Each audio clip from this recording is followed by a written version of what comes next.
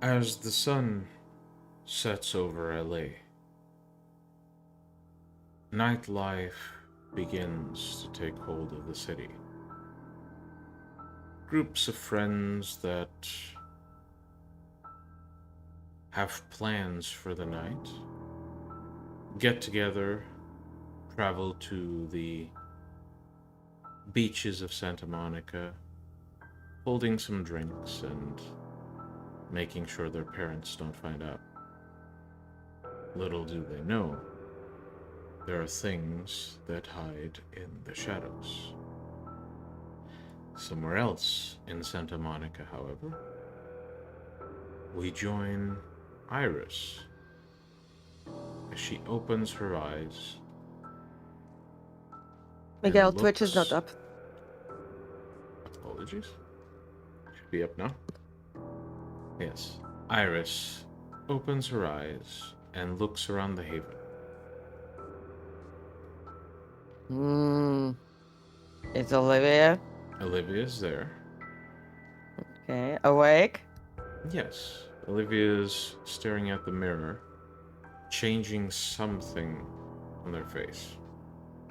What you doing? I'm getting tired of this face. I might change it soon. Change it.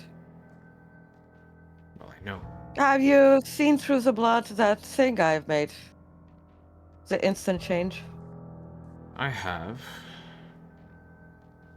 But I want more precision with this. I want to make sure It has I get it absolute, right. but it has absolute precision. Yeah. I mean, to the limits of your imagination. But you got plenty. And Iris just grins mischievously. I appreciate it, but I'm going to do this one the old-fashioned way. Iris basically gets out of the bed. What was she sleeping in? Sorry, what? What was she sleeping in? Was it some of her comfy robes or something? Probably day clothes. Not much Probably. need to constantly swap clothes. Yeah, There are but more important things. a robe is more comfy. Sure, but Why comfort should you? is overrated. It's not when it's restricting. So she just like sways over to Olivia and wraps her hands around her shoulders. I forgot. You do have a love for your traditions. And yet so experimental. All the time. Yeah. Well, you can't be the only one constantly changing your face. Well, I did change it more often than you did in the last 3 years. Yeah, I have to start making modifications that aren't so under the hood.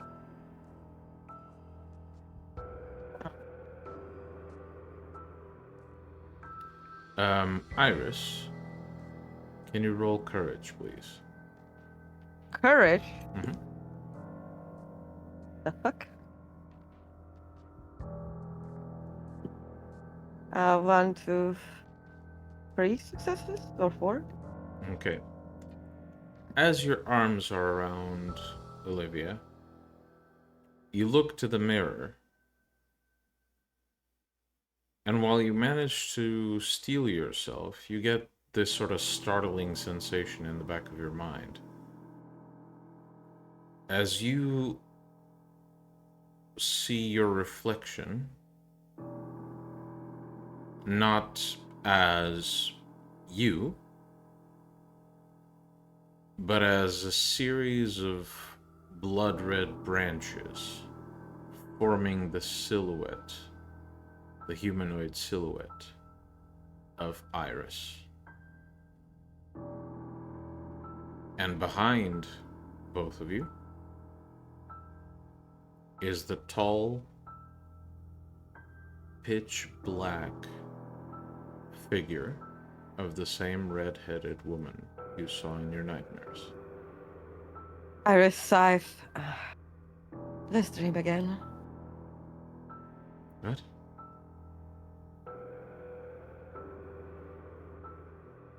I'm dreaming, aren't I?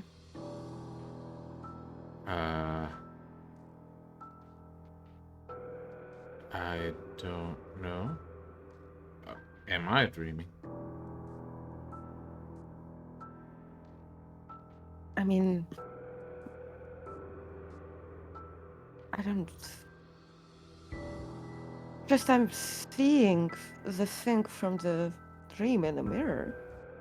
Yeah, as you are talking with Olivia, you turn back to the mirror when you say this, and... No, I never took my eyes off. Okay. Yeah. Things still look kind of fucky. And Olivia turns to you and says, maybe it's your Malkavian curse flaring up. Either way, Well, we do have some work to do tonight. Iris was out, like, like turning away, just like touches the mirror. Mm-hmm. And like tries, like, I don't know, like maybe feel something. It feels like touching a mirror. She's trying to send maybe a telepathic message to the shadowy figure. It's almost like reaching your arm out in pitch black darkness, expecting to find something, and your hand just goes right through the space where you thought that something was. Huh. Just the first time it felt weird. The dream, I thought it was that Volcavian fucking about with mine. The second time, because, I was able to use my power still in a dream. But still, it was jarring. But this time, the reason why I thought it was a dream, because it's the same branches and the same figure, but like, can't touch it telepathically. Nothing. As you speak, the figure, without really walking, feels like it's approaching you and reaching out towards you. I'm watching? Yeah. It approaches, and as it reaches out for your chest, you blink, and the reflection is completely normal. It's just you. Gone.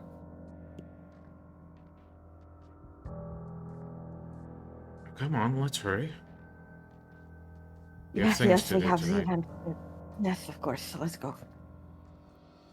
We do I have was some basically time just like, beforehand, but I'll need to prepare things. We have the vessels for the feast. yeah, we do. I'll be setting that up. Which location did you pick again? I think I would pick. I mean, what was that first time I picked another place than Asylum? Remember? Mm-hmm. When we had like my inauguration? Okay, so the same place as the inauguration. Yeah. Okay, yeah. Alright, well, I'm going to make sure everything's in order. Finish setting up. You have some time before the party, so Yeah. make use of it. I And will. Olivia leaves. I'm going to detect where Ash is exactly. Mm-hmm. Well, I've already detected, so I'm basically gonna detect whether it's changed. So, It has not changed. He has not left the area. He has not gone north, south, east, or west. Maybe he's tortured. But yeah, basically, until like others have summoned me, I'm gonna go and fetch him. Okay. Do you want a more precise location then? Yes. Okay. As you narrow down the search, you get the exact location, that being the Owl's Eye headquarters. Owl's Eye.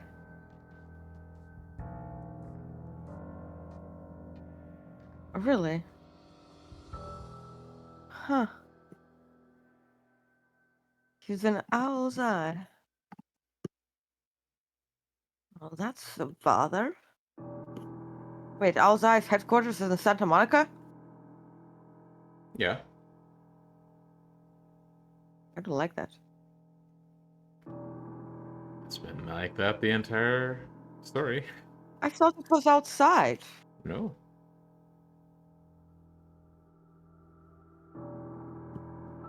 I mean, it's on the border, sure, but it's within Santa Monica. Hmm. Okay.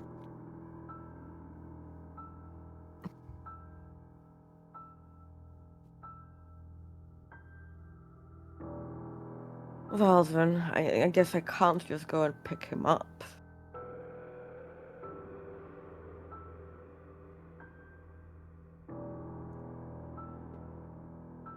Hmm. Well, that's annoying. But I still can use it.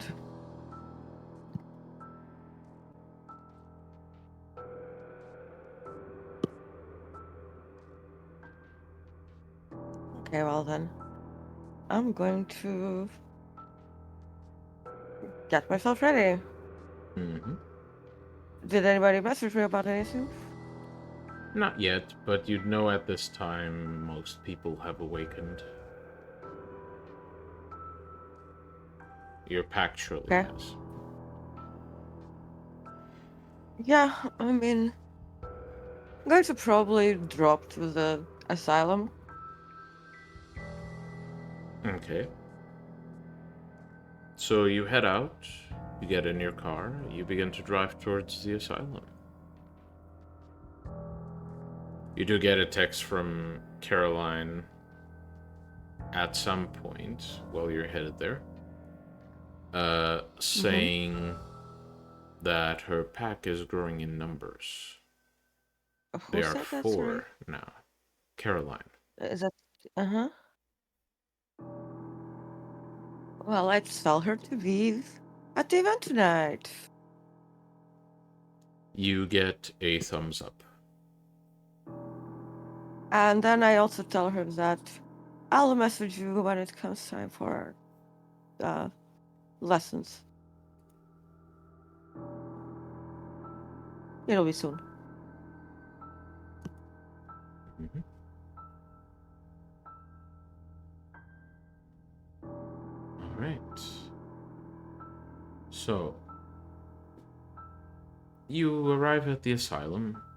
The bouncers have already been working for the past hour or so as the night began to approach. They let you in with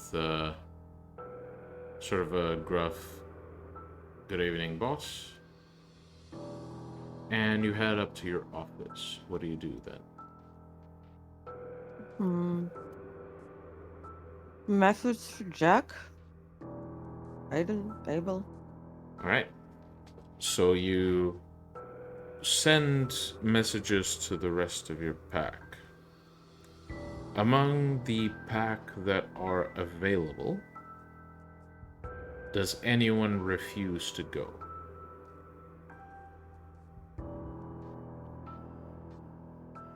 No, not really. If I'm one of the people that Iris Yes. sends message to, I'll come. Mm-hmm. Yep. You are indeed. And Abel?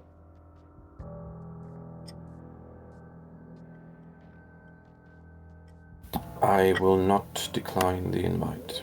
Mm-hmm.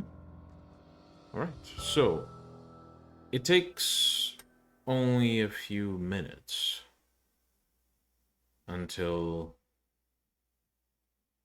your pack all gets together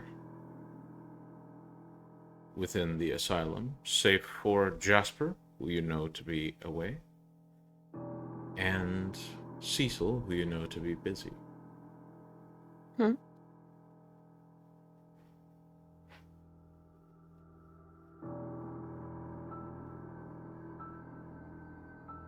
By the way, did the fact that Zuvaldery should happen with Aidan, like, did, like, Olivia or, like, Jack confirm it to me?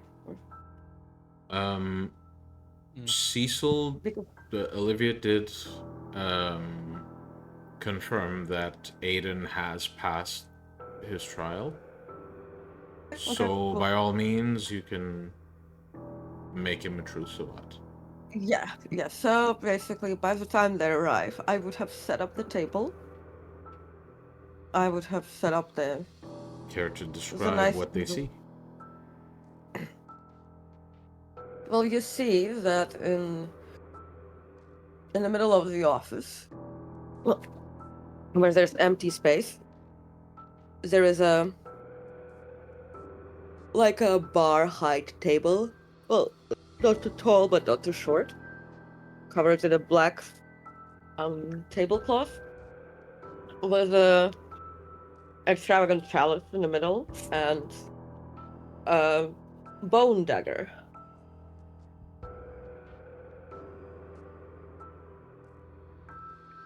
Right in the middle, and Iris standing there. Who is the first to arrive? Most likely Jack, I guess. Given the reputation and the position, Jack would definitely be Yep. the first to show up. Oh yeah. Given how late Aidan wakes up, he's probably later. Mm-hmm. Yeah. So eventually Abel shows up. And then final. about Aidan. like an hour later, it's quite late, Aidan shows up not looking different, but carrying himself in a bit of an odd, different way. Mm-hmm. Seems to move a bit in more controlled and clinical patterns. Does it remind me of Jack? You can roll perception occult to see if you can connect the two dots. Actually, perception investigation. It's a cult. Kindred lore. Hello. For a path, yes, but to connect it to Jack is connecting the movements of two people, which does not necessarily involve the occult. Still success. Mm-hmm. Yeah, you notice, patterns that are common between them. Well, Aidan, it seems you've both passed your test to be initiated as a true Sabbat, and you have managed to learn a path. And you've built the new software in a time. Quite a quick overachiever. I don't believe in doing anything by half measures. Well, neither do we, so let us proceed with the Waldery, because then you'll be also able to attend tonight's event. By the way, do keep your plan under the wraps. I hope you've practiced your cover. He gives you a probably creepy smile. I guess, sup. Yes, a very practiced and slightly off-putting smile. Yeah, and then, looks you up and down like he's hitting on you and goes, sup. Never do that again. He shrugs. Well, you got that far down. Right then. Iris is the first to bleed in the cup, and because me, Amalia, is not in the fucking mood to read a whole to make a toast, so to say. I mean, have you guys ever? Actually, no. As I was, you guys ever thought of the fact that this is actually us making toasts to the Sabbat? Essentially, yeah. It is. Well then, let's make a toast to the Sword of Cain then, and drink to the hope that we will not die in our battle against Al-Mahara. And Iris puts some blood into the cup. And then passes the bone knife. Well, no, she actually doesn't take the bone knife, she uses her ring. The bone knife is just passed to Jack. Well, to hope that we die in battle, not in the office. I'd rather do neither. The first one is more fun, at least. And, like, he slices his palm and drips the blood. Mm-hmm. How disappointed would be Olivia if she'd be here? Let's just say, The thank spirit of the fuck sect. Olivia's not here. The spirit of the sect. Nah. Now let's just drink to our survival. Hey, Your you stole my survival is toasts. debatable if you keep treating the Sabbat rights like this. Sabbat's gonna treat us better. But yes, Jack bleeds into the cup. Pass to Abel. Mm-hmm. I will contribute my vitae to the cup. Mm-hmm. Surprising that Abel made no jokes. Life is pain. That's the spirit. It's a very weird day when Abel is the player who's taking the session most seriously. Mm-hmm. Yes, Well, after Aidan, your Abel turn. fills his share of the cup, the chalice and the knife are both passed to Aidan. And he takes them. He glances to everyone. Does that weird practice smiling and to surviving and thriving. Then he will cut himself and will his blood to flow into the cup. Mm-hmm. Iris takes back the cup. Yeah, please. Iris, after Aidan sheds his blood, Iris takes the cup and swishing the blood around so that it all mixes. She says, "Through blood we are united as one, protected from outside harm," and sips the blood. Finally passes, and afterwards passing it to Jack. Mm-hmm. With that, everyone except Iris, roll a 1d10 to determine ratings to Iris. Jack and Abel, in your case, it's above or below. Aidan, when you roll, you will determine at what score you start. I just rolled 4 for all of my people. But you're doing only with 3 people. 4. 4. Aidan's blood is there too. Abel. said 1d10. Oh right. Oh right. There's no Jasper. Yes. So, Jack rolled a 2. Nothing changes. Nothing changes. Aidan starts the vinculum At at a 4. So you are bonded to Aidan to a score of 4. And Abel rolled Wait, an 8. What did? Well, you just drank, No. so this is your bond to others. Oh, we did it before, differently. You rolled. Yeah, For but that others. was more to speed it up. I prefer to Oh. do it this way. Okay, fine. So nothing changes for everyone else? Okay. So Abel rolled an 8, Jack rolled a 2, Okay. and Aidan starts at a So 4. Abel goes up by 1. It's Mhm. now at 6.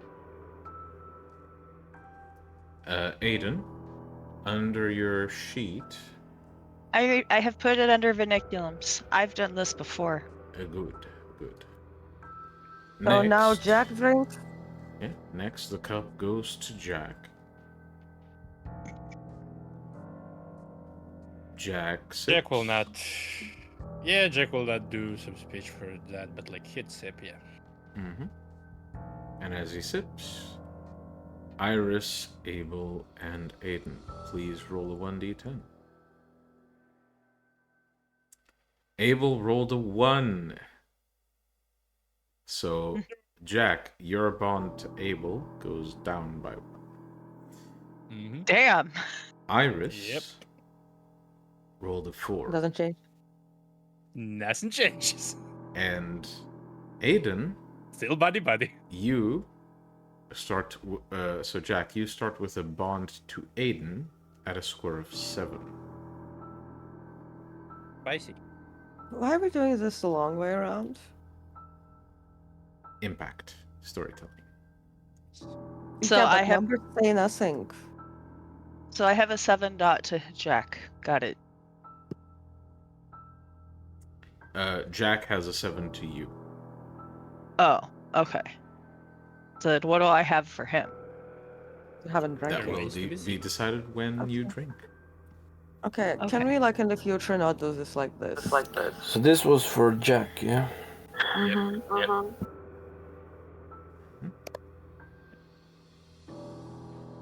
Okay. Next, Abel drinks, I would assume. Yes, I will swallow. You gotta say it like that. Hey. Okay. Get in there, brother. So, Do I roll as well for someone? you do not. For your drink, you don't need to roll. So, Iris rolled a 4. Jack rolled an 8. And you start with a bond of 6 towards Aidan. And lastly, Aidan, do you drink? Yes. And now everyone rolls to see how bonded Aidan is to you. Aidan, you start with a bond to Iris at the score of 5. Okay. You start with a bond of 4 towards Jack. And towards Abel, you start with a bond at the score of 1. So Cool. your emotions towards Abel do not change in the slightest. Not that you Yeah, could I'm really like, that's feel just some cunt. I don't care. but you feel a growing sense of loyalty towards Iris and Jack.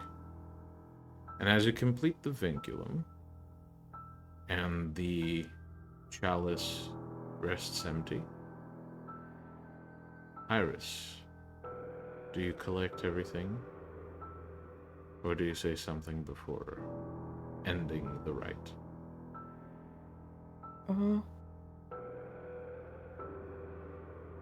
Sorry, I just zoned out. I don't, like, I just gather things and put them away after cleaning them thoroughly. Then I say, "Welcome to the Sabbat. Aidan, now officially. Thank you, Iris. Now. Now you can take a sabbatical. Iris rolls her eyes. At this point, I might ask everyone else to roll stamina to see if they have an aneurysm with fucking humor. We are dead. It doesn't concern us.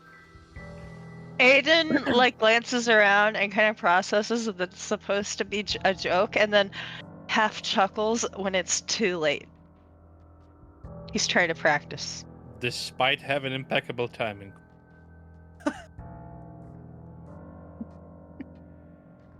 Can we stop, guys? This is supposed to be a serious game. Yeah, I know. Yes. I'm suffering here. All right. But let us head out. By the way, Jacques, can you stay for a moment? Oh yeah, sure. Well, actually, doesn't really matter, I guess. Perhaps it's a moment too late, but for whatever reason, Vicus thought that you'd be better off not seeing what he has planned. Because I don't know. is it clan related? Well, we might be bullying Ramon. Socially. As a bishop, I shall be neutral about that. Listen, it's not bullying if he's the one who gets offended because Vicus is there. That is fully him problem, honestly. Last time somebody tried to kill someone in the presence of Archbishop. There's no killing, that's a point. There's not gonna be anything like that. Look, I don't give a fuck about him. Well, that's what I thought too. Honestly, when you say it's not going to be anything like that, I only think famous last words.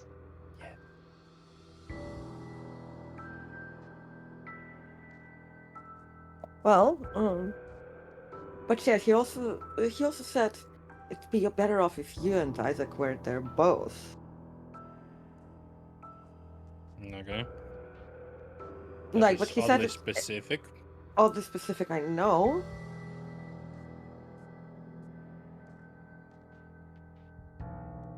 So, what do you want to do? You want to go fetch Isaac? Or and be busy for a bit, or are you coming? I'm coming. Okay.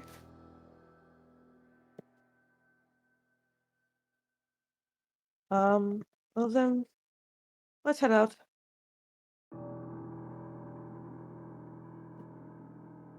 Right. Aidan doesn't say this, but roll out. What? Sabbat bots roll out. It didn't say that. No. Aidan specifically does not say that. But he Oh. will. Yeah. But Squirrel is impulsive, so. So, We know. as the four of you head out, you head down the elevator, and as you pass through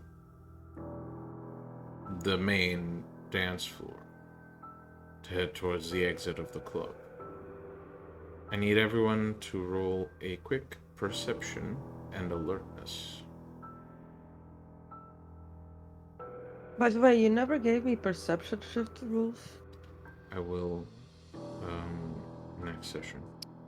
I just didn't Keep have in a lot mind, of time to write. My Yeah, aspects is just- 6. So what is it like visual or can we use aspects? You can, Yeah. but since it's I have reactive, it's only the passive effect, which So- reduces by 2 regardless. I see. What am I rolling? Perception, One, Perception two, alertness. three, 4, 5, Would tactical apply? 2, 4. I have. Mm, 7 successes. not in this scenario. No, wait. 1. Yeah, 7 successes. God damn. Okay.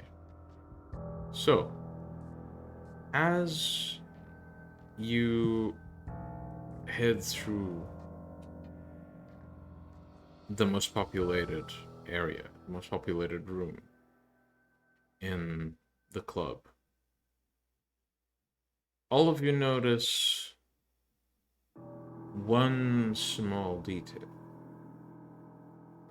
For you, this has different impacts. Most of you notice Caroline. She seems to be talking up some gentleman. 2 of you, however, notice something quite peculiar. Iris, you recognize the man she speaks to. It is the same intruder that came here last time. He doesn't seem aware of Caroline's nature. In fact, if anything, he seems quite inebriated and quite charmed by her. And Abel, while the others have met Caroline, they've been around Caroline, but knowing Caroline is a bit more debatable. You lived with Caroline for quite a while, which is why you notice that in Caroline's motions, the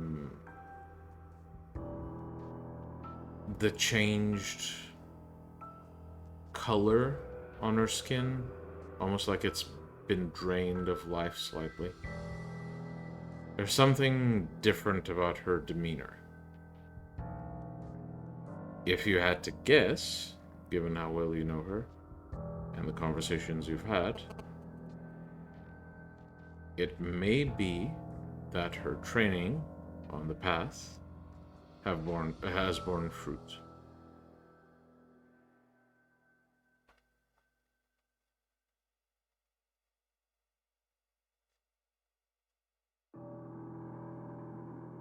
And so this is still in the club? Mm-hmm.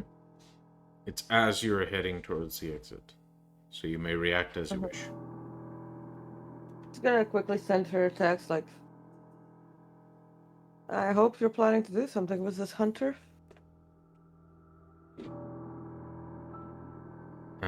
You send the text, and you see her, as she laughs at some joke he probably said. She takes her phone out, checks it real quick, types a response, and with the same calm smile, pockets her phone and turns back to the man. And the reply you get is, I'm dealing with him. Comes up and Iris gets out.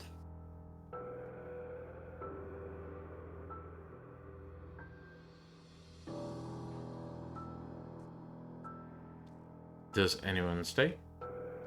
Or do all of you go? No.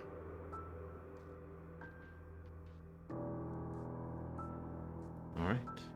Well, I want Iris's approval, so I'm gonna follow her. Alright.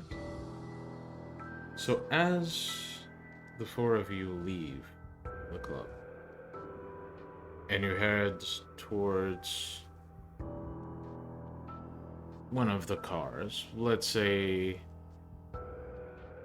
Abel's probably taking his van, if I know him, and the rest of you can go in another car.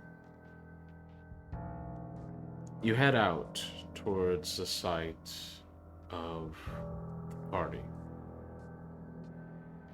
You arrive at the same place where 2 of you have witnessed Iris's coronation, though the decorations are slightly different. The front door is not nearly as heavily guarded, though there is still some guards put in place. But the outside of the building and the inside as you go in, it's not nearly as filled with this all-consuming scent of blood and this ominous, all-consuming shadow cast over it. It's almost like the building itself has more of a lighter tone, just by the fact that it's hosting a celebration instead of the beginning of what for many would be borderline tyranny, but for most would be a simple change of leadership to a sect they may not agree with.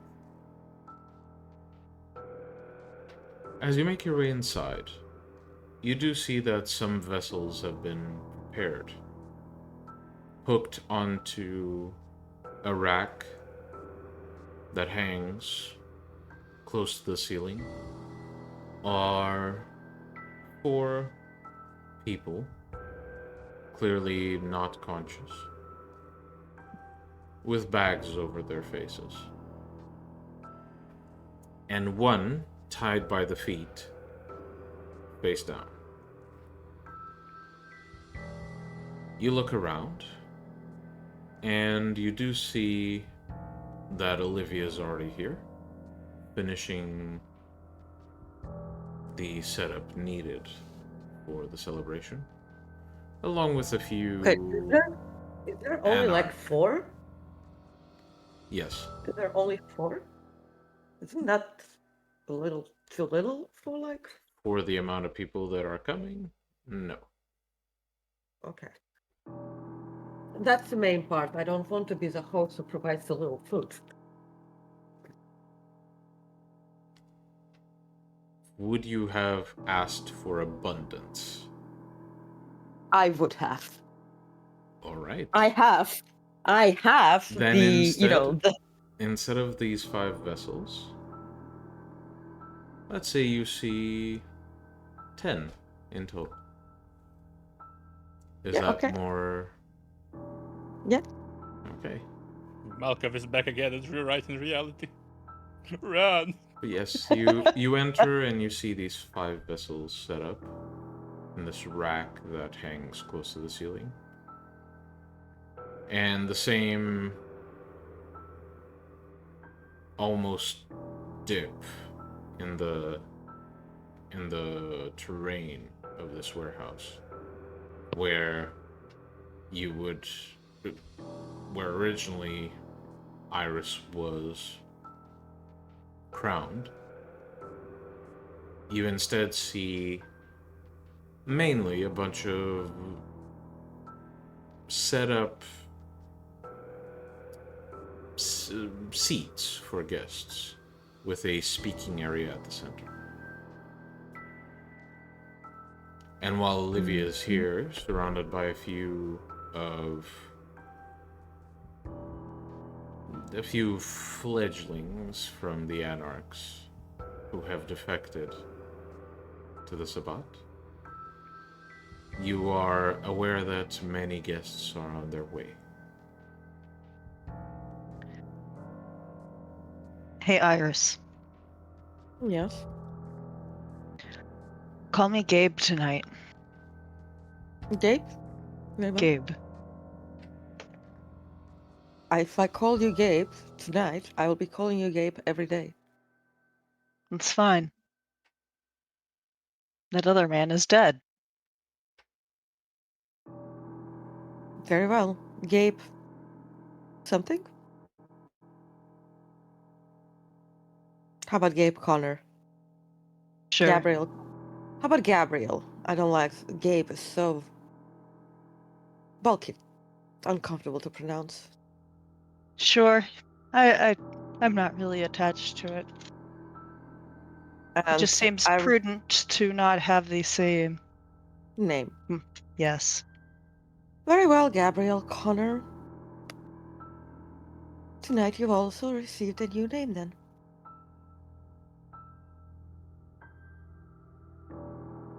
He nods. All right. Finishing tying one of the ropes that supports the ceiling rack, Olivia turns to see the four of you and begins walking in your direction. Mm-hmm. Is it done? It is. Gabriel Connor is now true Sabbat. Gabriel? Ah, Shouldn't have a new name. I lift my hand. Up. all right. Gabriel, welcome to the True Sabbat. Don't be a disappointment. I'll do my best. What are the current plans for addressing the audience? Would you like to make the announcement of the game at the beginning of the party or at the end? What is it? What time is it now? At this point, it would be about 11, maybe half past 11, around that time.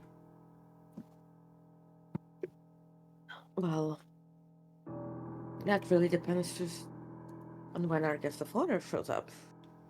We only have like about half an hour, but barely anyone has arrived yet, which is when they're gonna start Guests arriving. are gonna start arriving soon. I can, Yeah.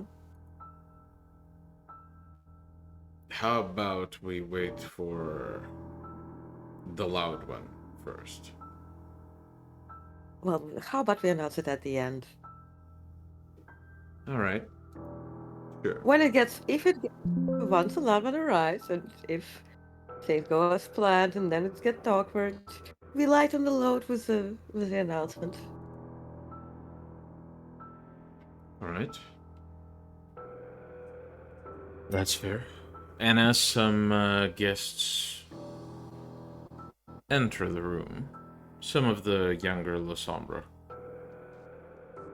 Olivia glances in that direction, and then with a slight bow says, "Excuse me," and walks towards the La Sombra to greet them.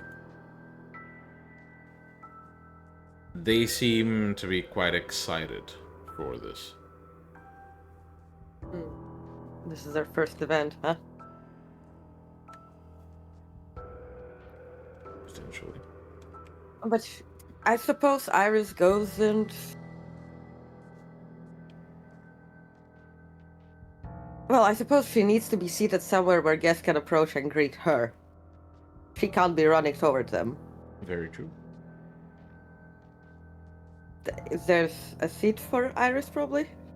You could take the seat basically at the very center, at the far end, where, Yeah. yes, people would have to go through the entire party to greet you, but it But that's sort the of whole puts you in point. the it sort of puts you in the spot where you're essentially the destination they'll go to. Yeah. You're not just a stop, you're the destination. Yeah. So I'm gonna do that. Mhm. And... By the way, have any plans been set up in this area? It seems that Olivia has taken care to place a few. Good, excellent. These are all my eyes and ears then. So Iris goes to her seat and sits down looking positively elegant. Mhm. Even though she really wants to basically splay over the throne with her legs dangling over the, the hand rails. That is the way. All right. Well, as Iris takes her seat, how do the rest of you place yourselves within the room? Mm, I'm gonna place myself off to the side where I can watch people. All right. well, since I'm one of the half of the pack who has a job, I gotta find a place for me that is like bishop-like place. Yeah, you take a place somewhere near Iris. Yeah. What about you, Abel? Are the Oh, one moment.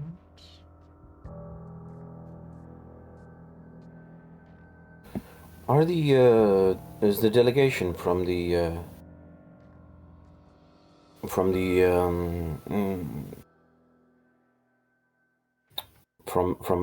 from Europe here? Not The yet. Lasombra. Do you mean Okay, the then I will. Lasombra? Or... Yeah, the La Sombra. I will then also stay somewhere where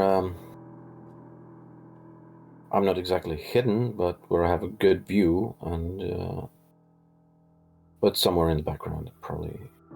All right. All right. Well, as you take your seats and essentially get yourselves comfortable, more and more guests begin arriving. You do notice that the first few who arrive, the quite excited La Sombra youngsters, have already tried being somewhat impolite, essentially trying to jump and see if any of them can actually reach the vessels up in the ceiling. Which, given their potence, they do reach quite high. But Olivia swiftly puts them in their place with a very calm warning. At which point they take their seats. As more members of the city arrive, including the hag, some of her students, eventually you see Isaac arriving, looking a bit nervous, greeting Olivia with a smile, and then heading towards the La Sombra, the newest additions to the La Sombra clan, let's just say, where he sits next to them and tries, speaking to them, essentially telling them to calm down and don't make such a mess. And soon after, you see Ramon, who enters the room, followed by his 4 acolytes, you could say. Ramon greets Olivia. He seems to place his cane in this, coat rack area near the entrance. And as he places his cane, he seems to fidget with a ring of his, and anyone paying particular attention can roll perception occult. Kindred lore. No, but if anyone has magics or Cainite rituals, I have or told anything her. like that. Rituals, I have- bloodlines, abyss mysticism. Yeah. 2 of those apply. I'll just say that. Both? They are all for a cult. Oh, so you can only have 1 active. Yeah. Careful. 1, 2, 3, 4. 4. Okay. Pelesse. Right. Aidan, is that your roll? 0, 2, 3, 4, 5, 6, 7. No. Right. So That was before. yeah, Sorry, what are we rolling again? perception occult.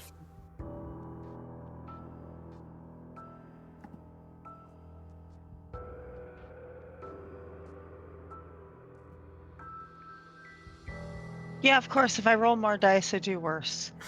See? If I roll less dice, the better it'll get. It's still a success. Okay, so as you see him fidget with his ring, you notice the way the ring is placed on his hand, with the jewel to the outside. He seems to spin the ring until it's facing the inside of his hand. And as he closes his hand, it's almost like the environment that surrounds him, like his immediate surroundings, almost shrinks. Like the shadows shrink back. And he seems like a bit less ominous looking. Huh. He then proceeds to walk towards the main area and approaches Iris. Thank Hello, you for please, the please. invitation. I wait for the honorific. Which, as a professional ST, I totally didn't forget. Your Excellency. Your Excellency. Yes, that's one. That's one. Thank you for the invitation, Your Excellency.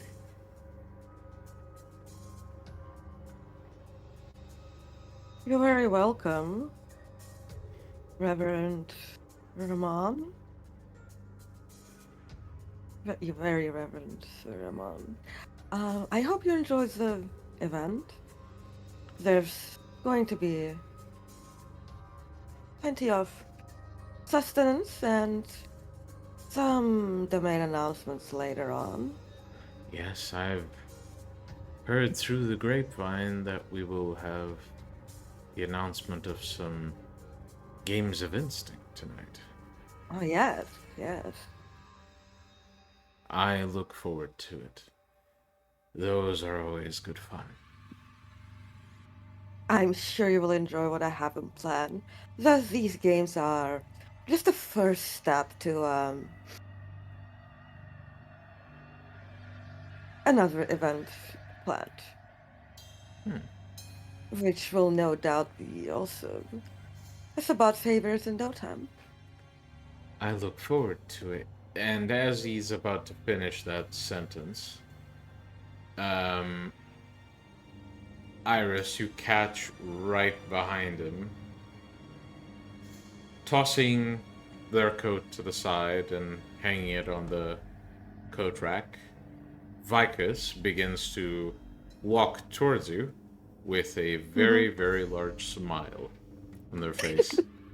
And Ramon almost instinctively shuts up. And his expression doesn't really change, apart from a very prolonged blink that you believe is him stealing his emotions for what's coming.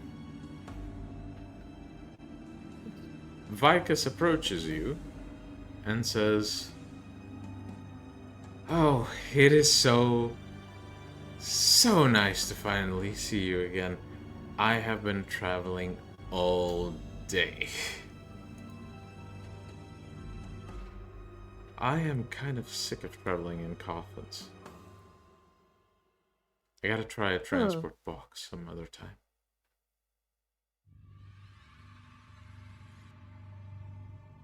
Regardless, Your Excellency,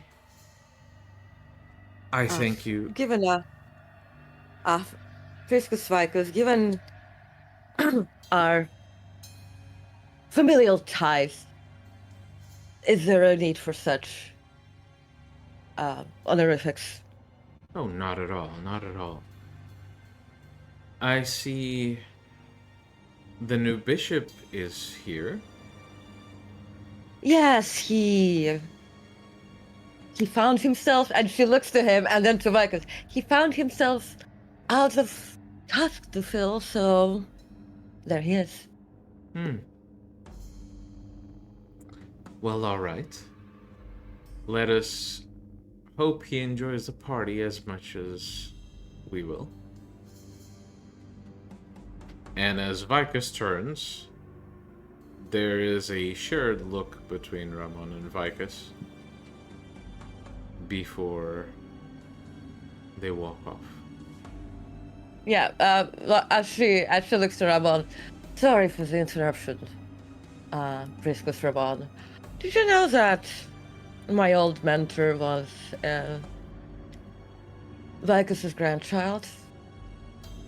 Cecil, We were yes. in kindred terms. I mean, essentially, he would have become his child given the Emperor's desire, but essentially, in kindred terms, it was very close to a red wedding, I would assume. Yeah. I would not So yeah. worry too much about secrecy around me, Your Excellency. I have been informed of recent events within the domain. No. I meant. You misunderstood what I was saying. I said I was just socializing. The familial ties that maybe you were wondering. Akin to a red wedding in kindred terms. Like kindred Cainites marriage, you know. So, kind of like a daughter-in-law, granddaughter-in-law. Things get confusing. An interesting relationship, to say the least. Of course. But... Do any other members of your illustrious pack share such close relationships with anyone else of importance? Maybe, but we're all free to do what we want. As long as it serves the Sabbat, aren't we? Well... Iris does the Daenerys smile. Of course. Though I think neglecting the direct bloodline of your bishop would be doing him a great disservice. Oh. What do you mean neglecting? Well, he is... Iris leans back, and now she's going into her full Malkavian mode. I must have misunderstood something. Forgive me, the Malkavian mind. It's just like... Do you mean that now I'm a widow and I should have another red wedding with somebody else? That's so funny, Priscus Ramon. But she says that was like no. Wait, she says that was a steal of Malkavian madness. She knows that's not what he intended. Mm-hmm. But given the context of what they were speaking before, right? It's like he clearly missed some steps in the logic, and she's exploiting it. Because to anyone who's listening, oh, is anyone else enjoying basically Cainite marriages? Oh, but you shouldn't be missing neglecting the bishop's bloodline. And Iris is just using it to say how dare you suggest I get married so soon? Okay. Roll me... But also with a threat. So roll me manipulation and expression, please. Persuasive applies? Yes. Pleasure. 1, 2, 3, 2 successes. Mm-hmm. Ramon seems to clear his throat, still looking quite calm, and simply says, "My apologies if I caused any offense. Of course, I did not mean to insinuate anything of the sort." Oh, good. I'm still a grieving widow. And you have my sympathies. Hmm. And as So for... what did you mean? So what did you mean then? Oh, simply that your own bishop has.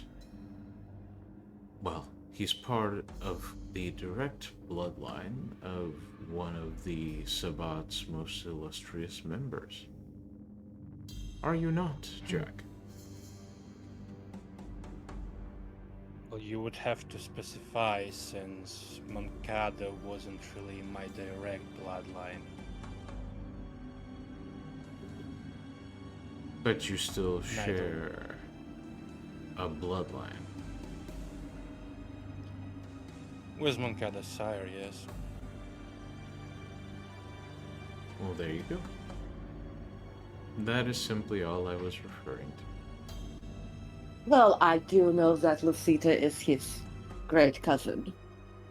We have been, after all, maintaining close contacts in order to aid in the capture of that traitor. Of course. I've recently It is received very- a letter from Lucida herself. It seems Jack has been trying to contact her. I would like to ease that connection, if he will permit me. Oh, that is your Do I plan. smell some bullshit? I would You smell do some not. bullshit if there You is do bullshit not in the smell air. some bullshit. He's telling the truth. Does he have ulterior motives in allowing that connection? Definitely. Very probably. Is By the he way- responsible for that connection being cut? Potentially. Hard to know, but he's not lying in the words he says.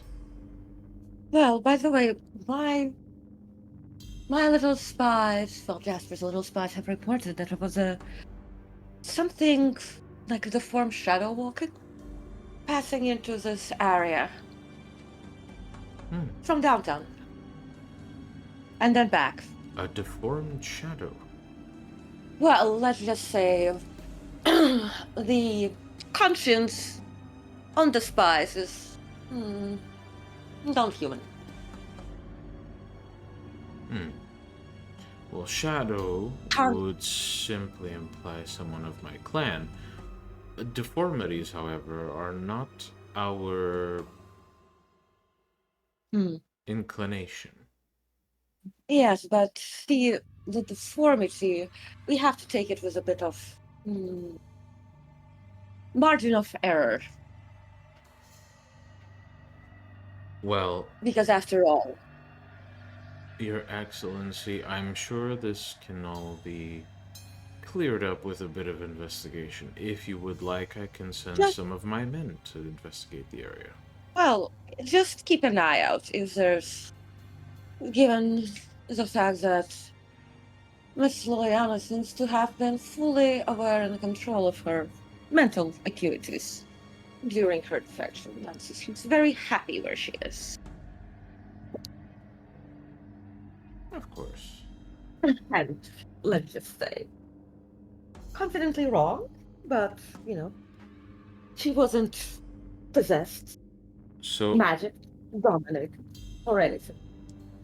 so really quickly, as this Yeah. conversation is going on, Abel and Gabriel, would you kindly roll me perception and alertness? Actually, perception and empathy, please. You got it.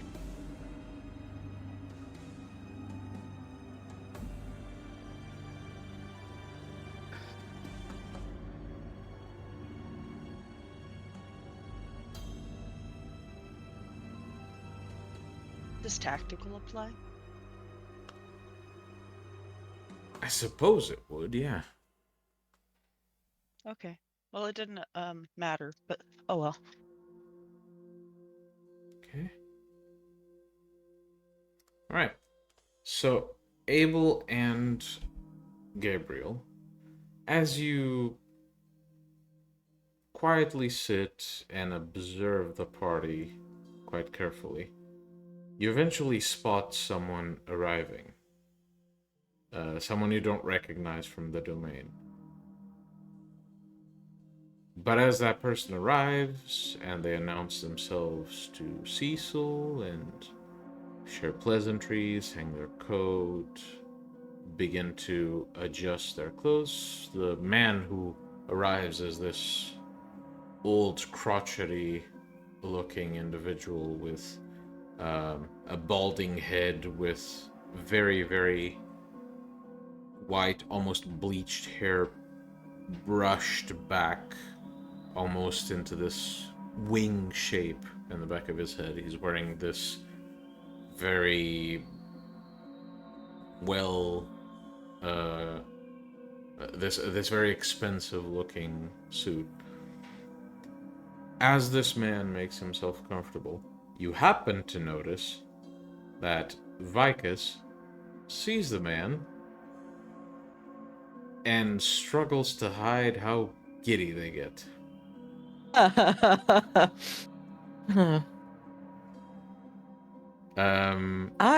Oh, wait. Mhm. I will also use the opportunity to delve a bit more into the soul of Ramon. Okay. Can you make the roll for me, please?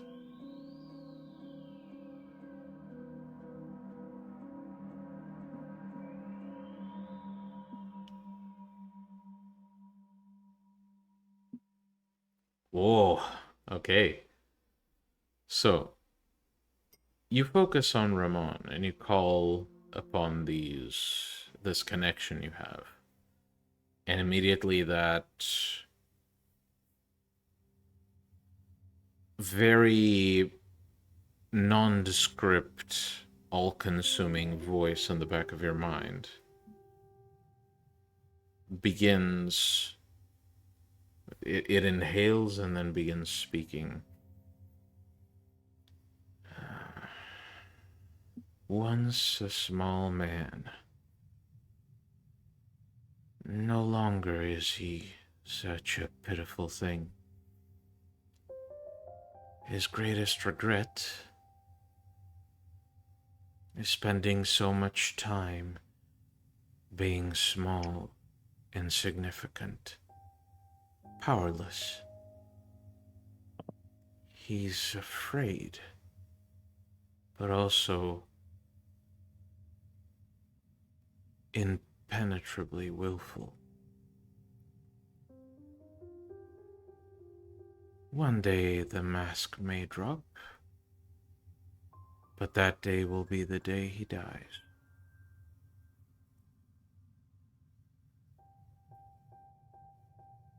And then the voice fades into the back of your mind.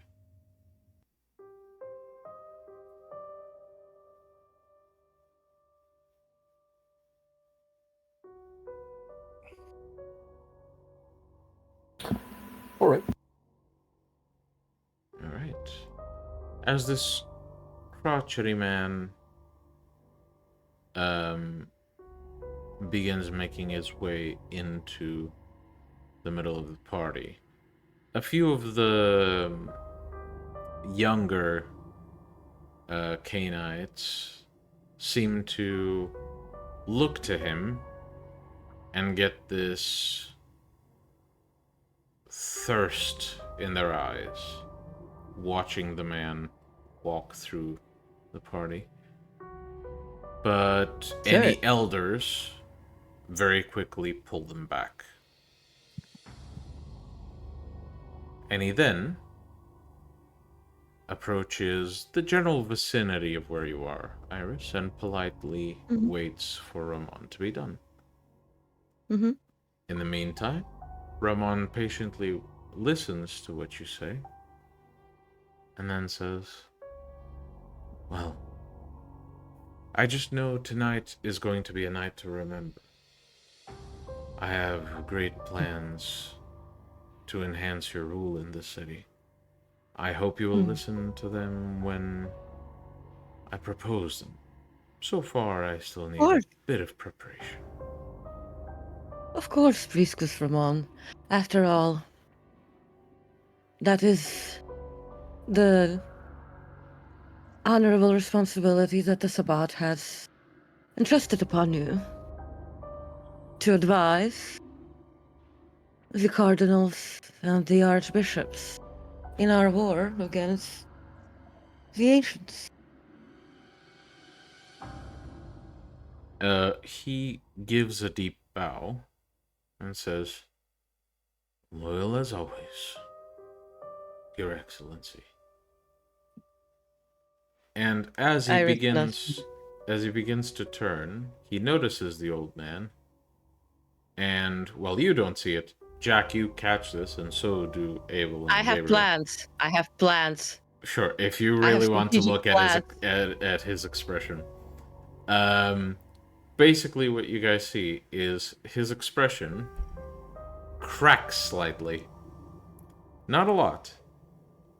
But the corner of his lip twitches, and he narrows his eyes a bit before regaining his posture. He simply turns his head away from the man and walks towards his acolytes. Mm-hmm.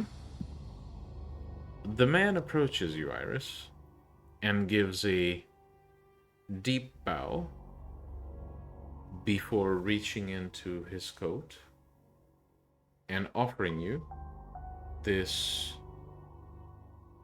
extremely ornate golden feather. It's a small gold statue of a feather, but it's incredibly realistic and carved with all sorts of patterns. He offers it to you and says, "If I may presume, I believe you are the Archbishop Iris." Yes, I am. "Your Excellency, it is a pleasure to announce our arrival." Ah, yes, I've expected you. Iris accepts the gift. This is part of the hospitality, right? You'd wager so, yeah. I guess then, since I purchased the mansion, I can pass on the papers for it? Yeah, you can basically gesture and Cecil would have them. Yeah. Yes, I have expected you, and, Olivia, if you can fetch the return gift of hospitality. Yeah. Olivia soon And, returns with a folded, not a folded envelope, but essentially a folder. Yeah. Paperwork. I've fixed it. And please, accept the return hospitality gift. It has been prepared to your needs. And she offers the papers for the mansion. Mm-hmm. He takes the documents, and you notice as he grabs them, that is something off with his hands. Like the shape of the bones seems a bit crooked. And as he takes the folder, and simply holds it as he's receiving it, he says, "I will inform the master that his travel here will not be in vain." Of course. If nothing is required from me, I would like to reacquaint myself with a friend I have not seen for Of course, of course. decades. But if you do require something of me, please, Your No, Excellency. please enjoy the night and the sustenance and the refreshments. Of course. Though I am afraid I have not yet earned the right to partake. I see. and he turns and begins walking towards Vicus, who essentially welcomes the man with open arms and a hug that he seems very uncomfortable receiving. What is it with Simis? It's not like in hugging Vicus. He's not a Zamichi. Ah, I see. He's a revenant. Ah! You that touched the third jaw. Oh Yep. my god. So the party continues, and there is very clearly this hovering tension between Ramon, his acolytes, his soldiers, and Vicus, your pack, and recent arrivals, along with Caroline, who eventually arrives and sits close to, but not directly next to, Abel. Mm. Eventually Well, being those joined by parts a going- few others who you assume are her pack. Yeah. Well, while the party's going on, I'm just going to like approach the hack for a chat. Mm-hmm. The hag seems to be dressed in this robe, like these dark robes that she seems very uncomfortable wearing. She's constantly like adjusting the clothes here and there. And as you approach, she stands up with a curious look on her face.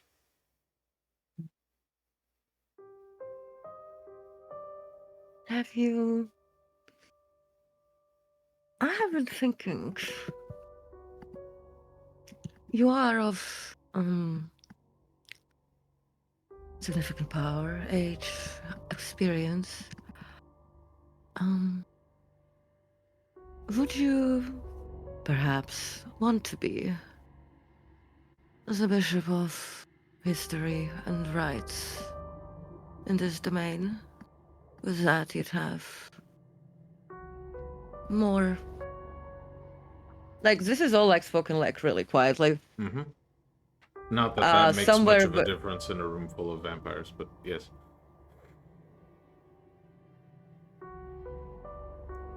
Well, it does if it's loud. Yeah, I guess. Like she'd As you- like she'd find a Yeah, go on. basically she'd find like somewhere else, and she's probably like I'd feel that not granting you the proper recognition would be disrespectful of me in my position. Iris does have a bit of a mischievous smile though, and then so that like it's basically so that to like indicate to the hack that while she's outwardly like projecting this like very like archbishopy like proper like like behavior, this is also like the internal politics, but also something that could serve the hack well. Well, the hag, with a twitch, turns her head in sort of a sign of confusion and simply says, "Is this about my territory?" Oh no, it's not at all. What then? Well, it's about having allies and friends recognized, as well as those who aid the domain. That's all. Why not one of the others? I don't do One of- politics. One of the others has already taken one, another will also receive. If you impose the title, I can't say no. I mean, Nothing worse than a person who doesn't want it. I am indifferent to it. Very well. Well, consider it.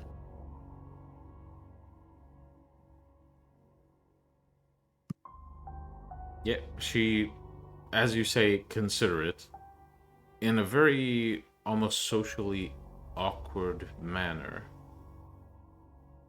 She almost considers the conversation done when you say that. Mm-hmm. And without any indication of acknowledging that the conversation is done, she simply begins making her way back to her seat. So awkward. I love her. It's like this is probably the most conversations she's done in centuries. And it's all with the craziest person in the fucking place.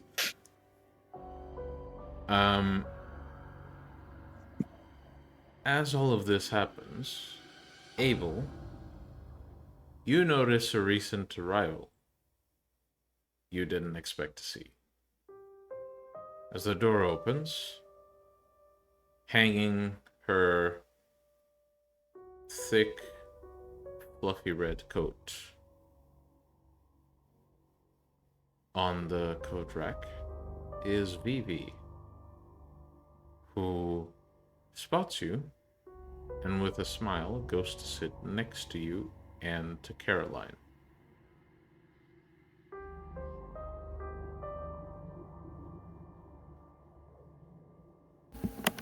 I will greet her cordially.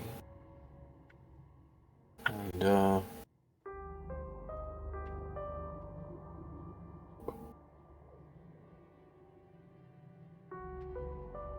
yeah, that's about it. Oh, okay. Okay. Well, as Vivi sits next to you, she takes your arm, basically scooches her seat closer to you, takes your arm, and, rests close to you with a polite smile as she observes the room. And then you feel a pressure in the back of your mind. Do you resist? I don't resist. Mm-hmm. You hear Vivi's thoughts. I think we got another gift last night, and we didn't notice until today.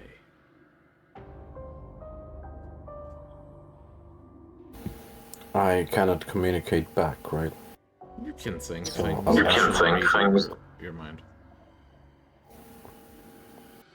What is it? It seems someone left a finger right next to the door. And I'm lucky I noticed it, because during the day, the neighbors pass by.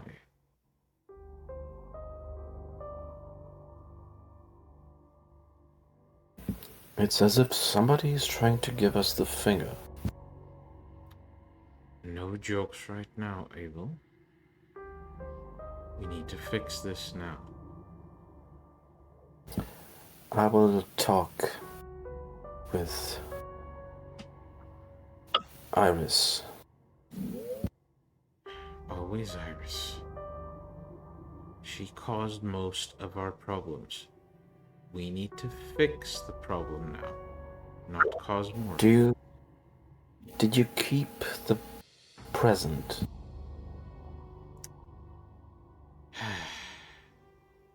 Had to. I was on the way out.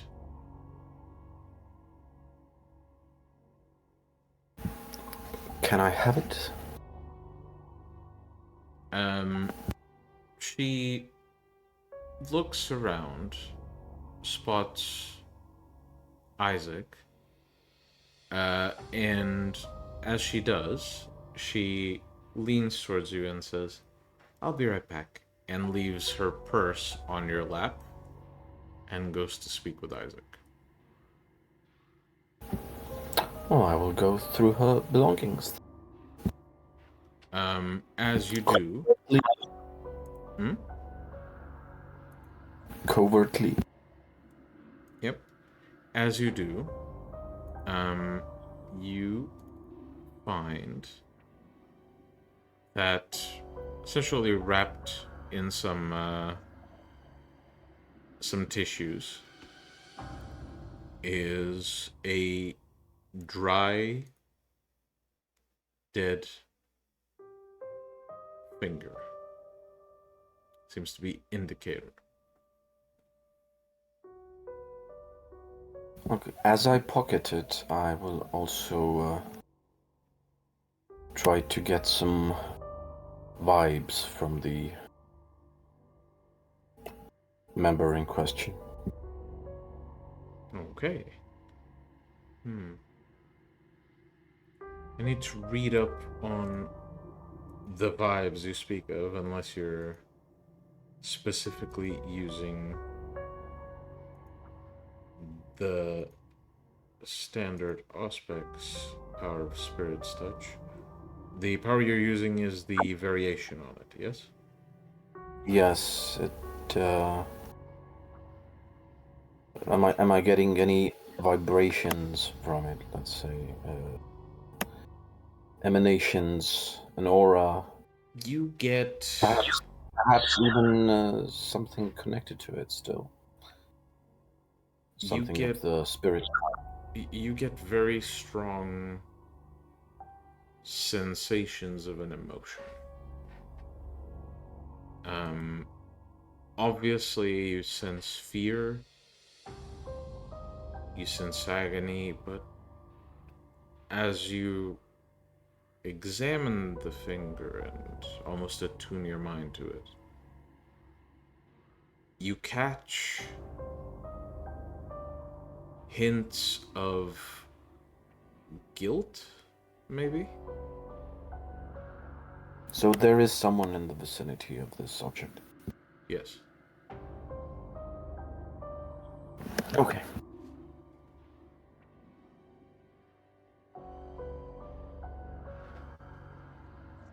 I only get the strongest vibration, so. Mm-hmm.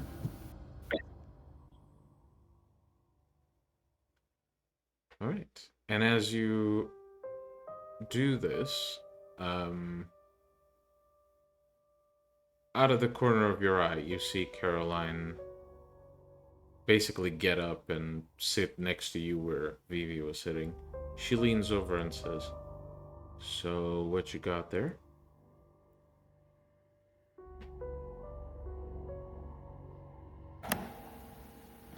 Another present from our ardent admirer. Cool. Mind if I have a look? Don't eat it. Ha ha ha. If anything, I'm just gonna lick it. And she takes a finger, smells it, and examines it a bit. And after a moment, with another sniff, she says, "It's faint, but do you catch that?"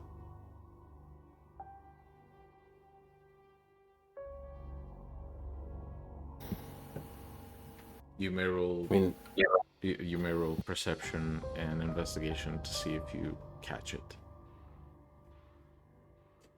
does heightened senses apply if I try to sniff it? Okay. Basically, difficulty goes down by your Auspex score. Was it perception and Investigation. Alright. That's my dumpster. Beautiful.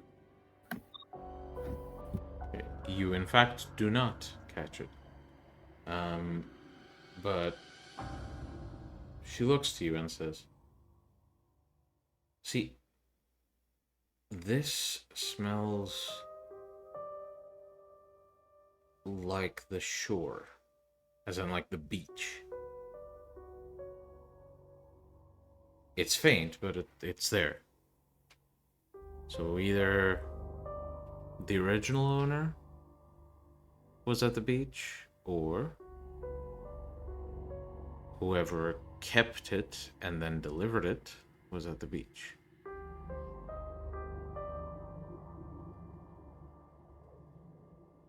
Well, that surely narrows it down. In LA?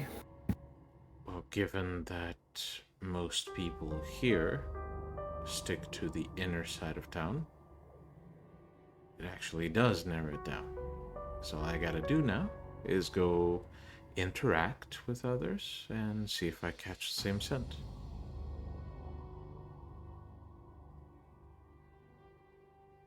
Cool.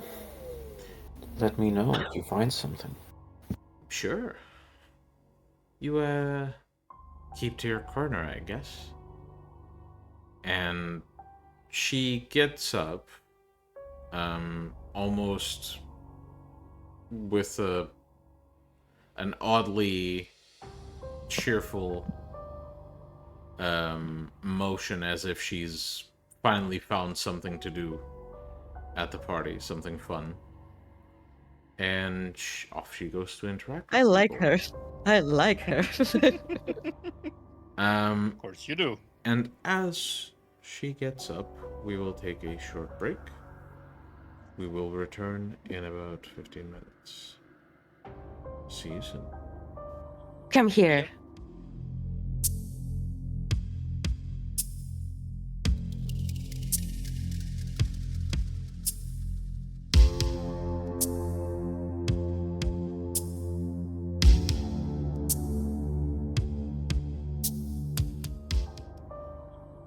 Welcome back.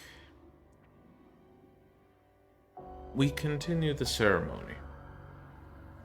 Things have begun to slowly pick up as people are making good conversation. Socializing, discussing business in the domain. And the crotchety old man that has visited eventually stands up from his seat next to Vicus, bids his farewells, clutches the folder close to him as he walks towards the coat hanger. He takes his coat and leaves the festivities. Does Ramon seem relieved? You may roll perception empathy if you wish. Our body language applies, obviously.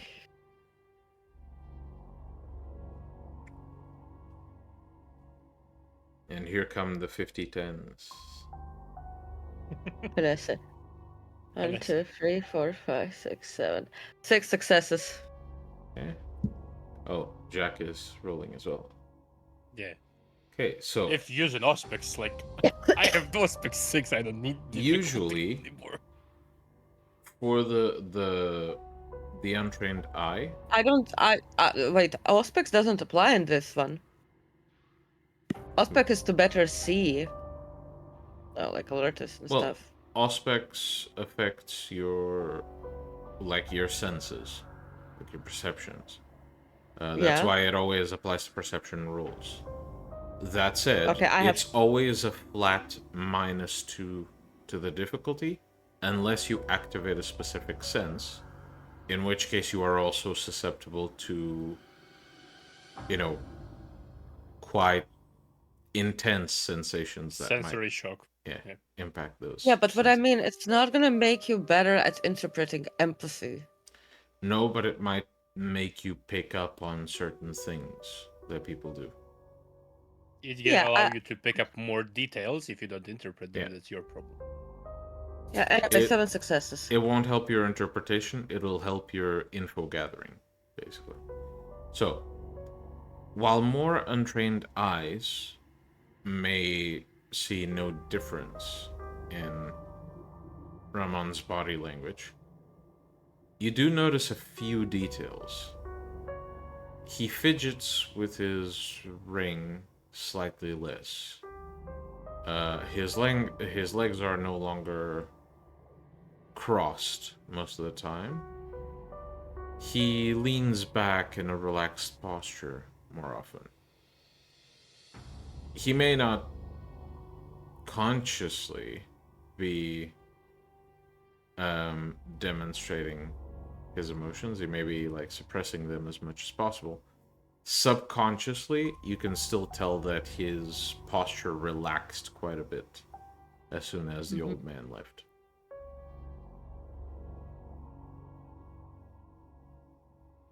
Yeah. Well then, I'm going to announce the games of instinct. Alright. Oh, so, by the way, you said the blood feast hasn't yet begun. Not yet, no. It is announced when you announce it. It is started when you start it. Well, basically, I stand up.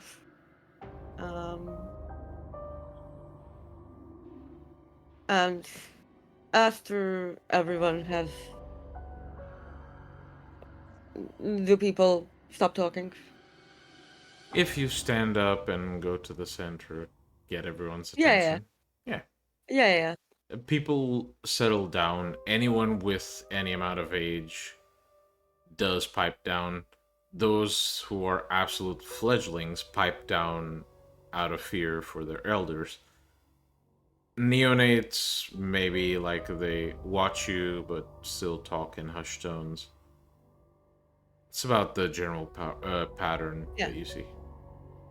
Well then, it's so good to see loyal members of the Sabbat here. Before we proceed with the blood feast, I do have a very fun announcement to make. Games of Instinct. Now, some of you may have participated in some before, and some of you may have not.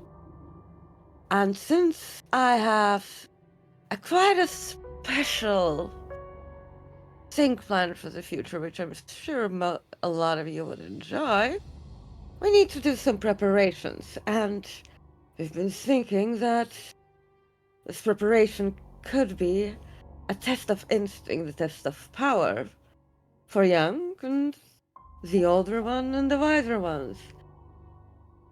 Now, from this moment until the same time next week, and Iris looks at her time, what is it? Cecil looks to his watch, then pipes up. 2 a.m. Until 2 a.m, within a week's of time, each and every one of you has the time to bring back one Cainite, torpid, from the enemy sects, of course. And whoever of you manages to bring a Cainite most close to Cain, torpid and alive, will win. Immediately to that announcement, most of the guests begin to whisper among themselves. It seems they are Did you say enthusiastic. close to K and or lost to Cain? Close Close. to Really good. Cain.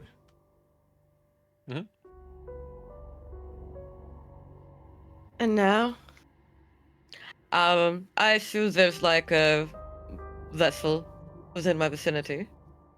Yeah. Please enjoy the refreshments, and Iris does the first bite as is tradition. Mm-hmm. And Offering, I think next would be like probably the priestesses, and Yep. then the rest, yeah. yep, as you take the bite, You do notice that Ramon begins to pull his sleeves back, and as he's about to take a bite, you do notice that Vicus basically hurried up to take the bite first. And kind of winked towards Ramon, who seems to ignore all general hints coming from that side of the party.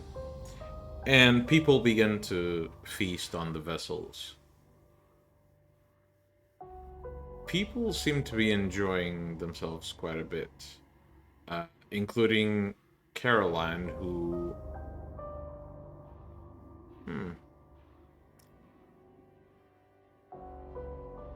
Iris, given your experience, perception medicine, please.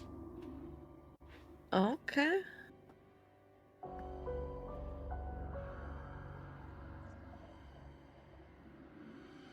Does anybody seem to be toying with their food? 5 successes. Not really. People seem to be treating it almost like you'd treat a glass of beer. They So drink... when people were murmuring... Hmm? Oops, sorry.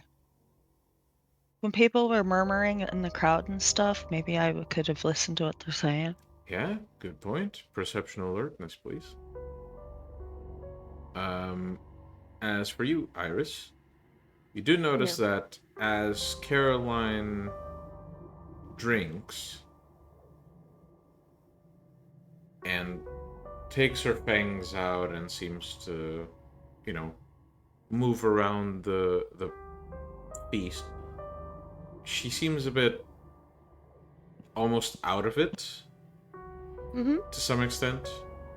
You've seen enough, you've been to enough clubs to know someone who's a bit...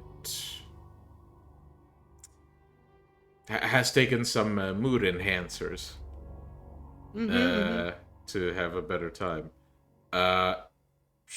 You don't know how she got the dosage in her system, but seems that she's having a good time. Of the hunter.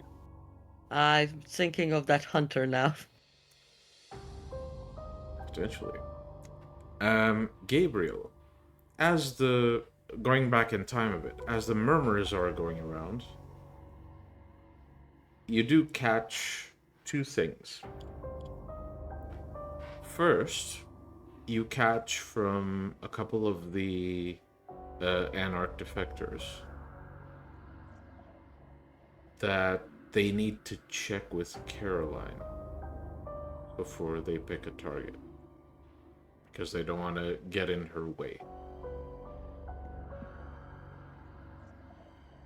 And Good to from know. Ramon's group, you hear specifically Ramon telling his followers, I have someone perfect for this. We'll get Isaac to bring him in.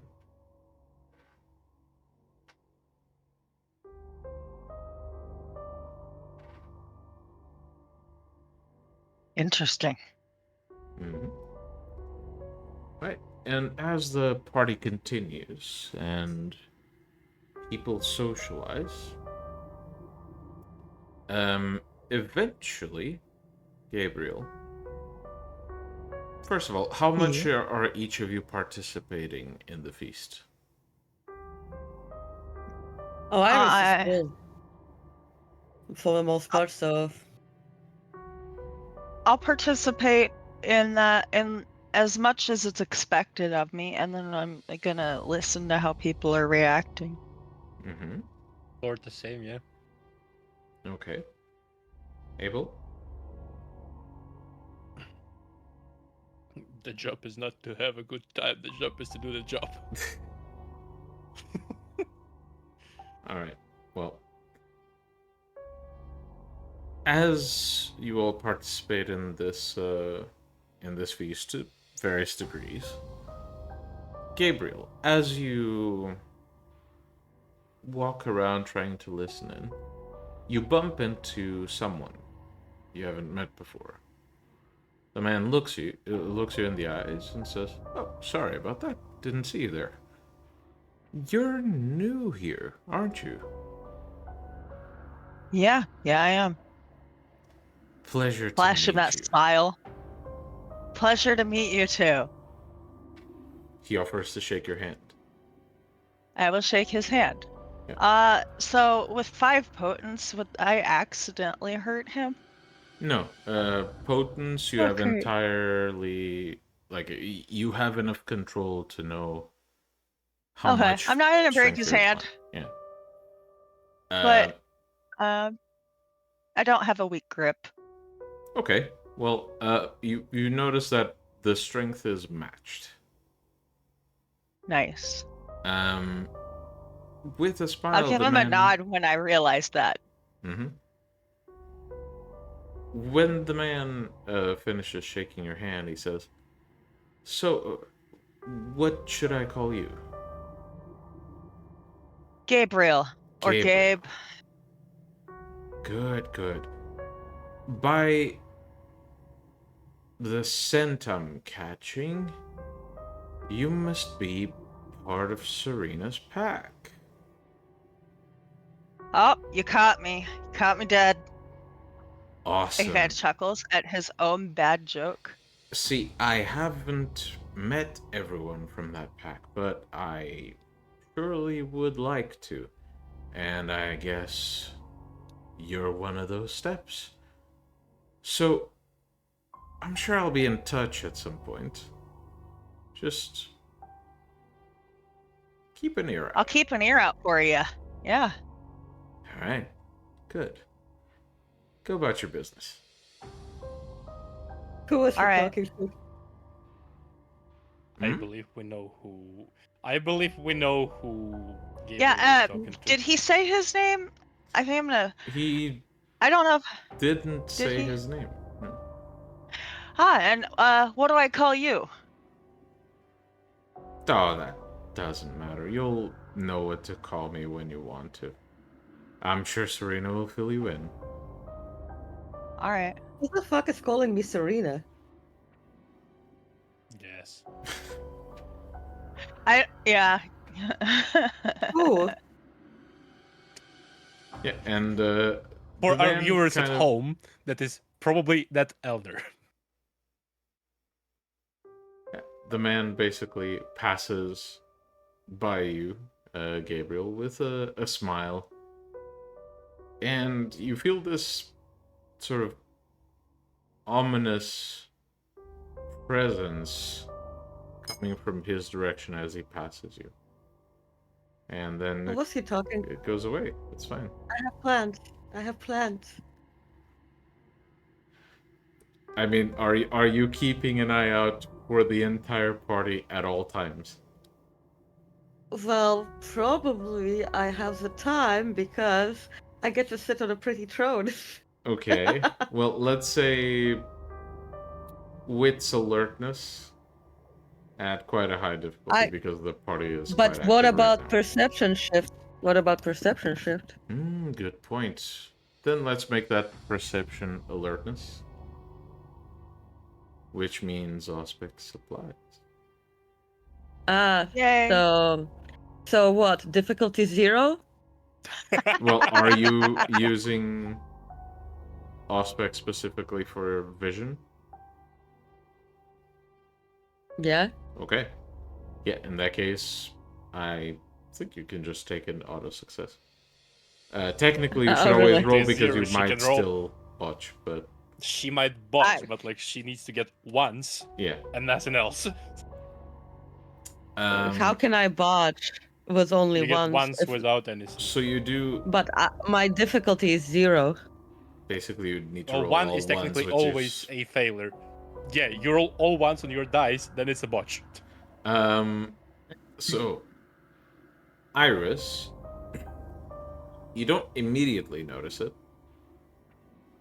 but as soon as Gabriel makes conversation with the guy, you notice the same elder you haven't seen in a while, but he showed up here. And as soon as Gabriel stops talking to him and they part ways, you lose sight of the guy again. Who was it? The same elder that you have been trying to avoid cautiously. There you go. Yeah, and Gabriel just struck up Oh, Yeah, that cordial one. conversation. oh, that guy. Yes, the one That who is helped the you guy. with your studies. Oh, that guy. Oh hell no! Oh hell! I was being like, why the fuck is he here? Yeah, and right after the conversation, you seem to lose him entirely. For fuck's sake. He probably came. Did he come here because I made the announcement? Bring me the Cainite closest to Cain. Mean. That makes sense. What his price would be.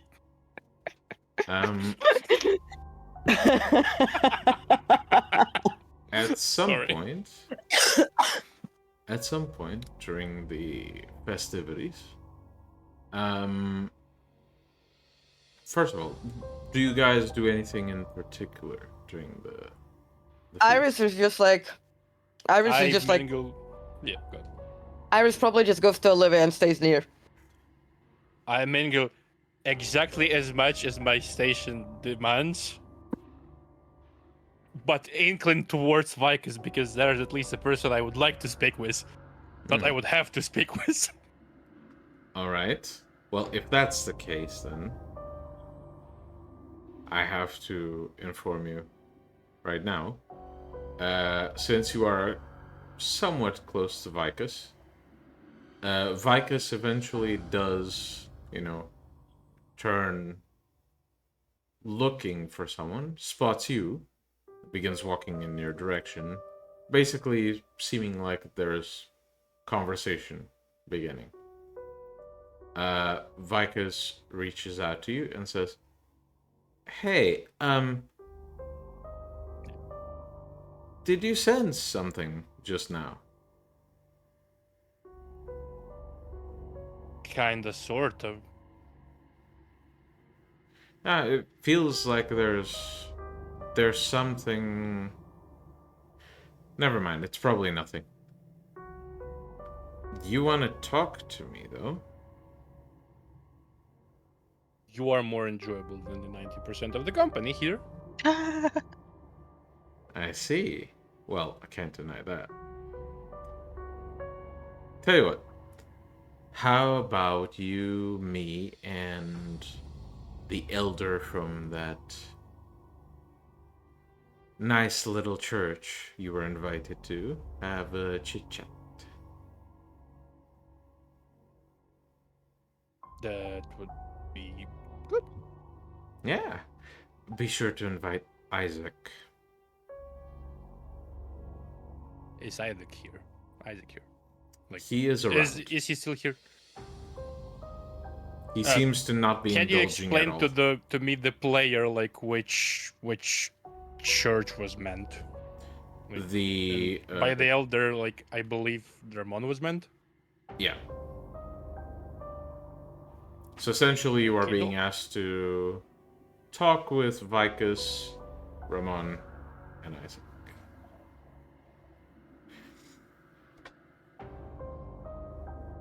Do you acquiesce?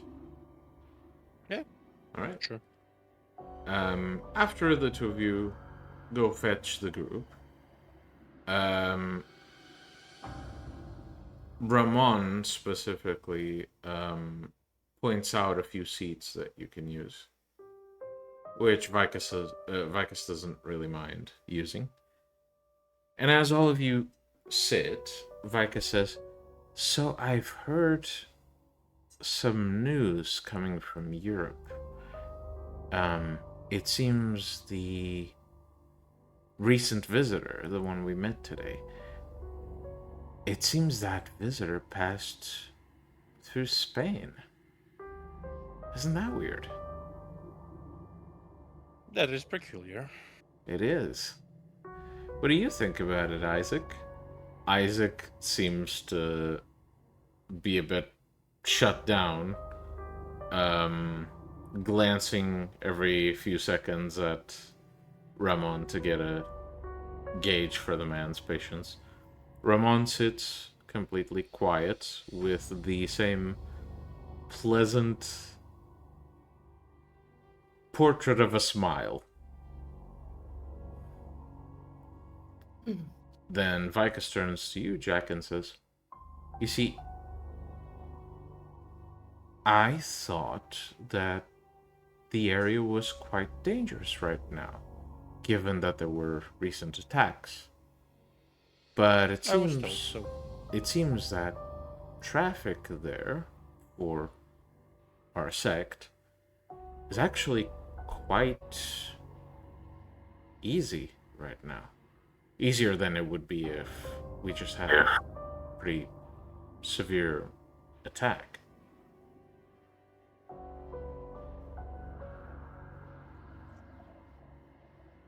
I was told by a few sources that the area was sort of off limit.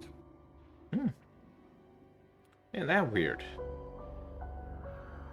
And as Vicus continues to say this, Ramon seems to drop the smile for a moment and say, "If you are going to insinuate something, I would expect you simply say it. Not that you'd have the guts to." And there is quite tense silence that builds, at which point Isaac is basically looking towards Ramon and then looking towards you in a bit of a silent panic.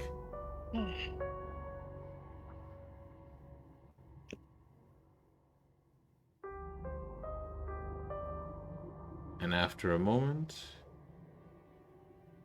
Vicus simply says, "Well, of course I'm not insinuating anything. I was just commenting on the traffic in Europe. It just seems odd. But if you don't know anything about that, of course it doesn't really matter, does it? Though, I hope you keep your promise of helping my student here reestablish contact with his associates." Ramon once more puts on the smile, like nothing happened, and says, "Well, I suppose I better get to it then. I didn't plan on staying very long either way. Plus we have a game of Instinct to tend to. And I'm eager to know what the prize is once I get it." And he stands up, gives a bow, and begins to head out. As he does, he says, "Isaac." And Isaac almost instinctively stands up, then looks to you for a moment, as if he wants to say something, seems to decide internally not to, and just follows Ramon. If I have been specifically keeping an eye on Ramon this evening, do I notice him leaving? Yeah, we can say so, yeah. So does he... so he's seems to be heading out, leaving the party altogether? Mm-hmm. Is he, does he happen to, pass by any reflective surface on his way out? Interesting question. How about I ask you to roll... Now let's make it entirely based on luck. Show me a 1d10. And let's say that odd numbers means no, he does not. And he rolls a 6. Yes! Hell yeah! So as he walks, the warehouse doesn't have a lot of reflective surfaces, but there are a few windows that have been covered. Sometimes from the inside, sometimes from the outside. And he does pass right in front one of those windows covered from the outside, which allows you to get a pretty good idea of where his reflection would be on that window. And you do not see a reflection. So that means he's from the clan. God fucking damn it. But he's not probably expecting to see a reflection either. Doesn't seem to, no? So if for some reason there would be a subliminal reflection that he might catch in the corner of his eye.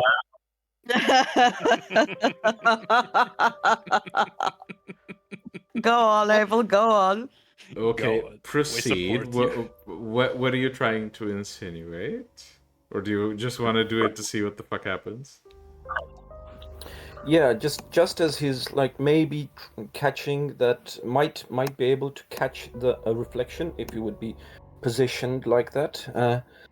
I will just reflect.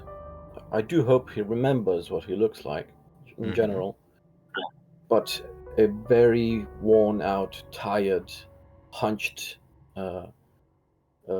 diminished kind of a reflection of himself. Okay. Just like for a fraction of a second. So we're Alright. playing mind games. Love it. Yes. Spend the cost of it, and I have to roll something. Okay. Isn't it free for him now or something? Oh, it is. Awesome. So, basically, you cast this reflection, and as Ramon is approaching the exit and reaching for his coat, he he glances towards the window and almost does a double take, and his mind seems to process it for a moment. And he lets go of his coat and begins to approach the mirror. And he begins to touch his face.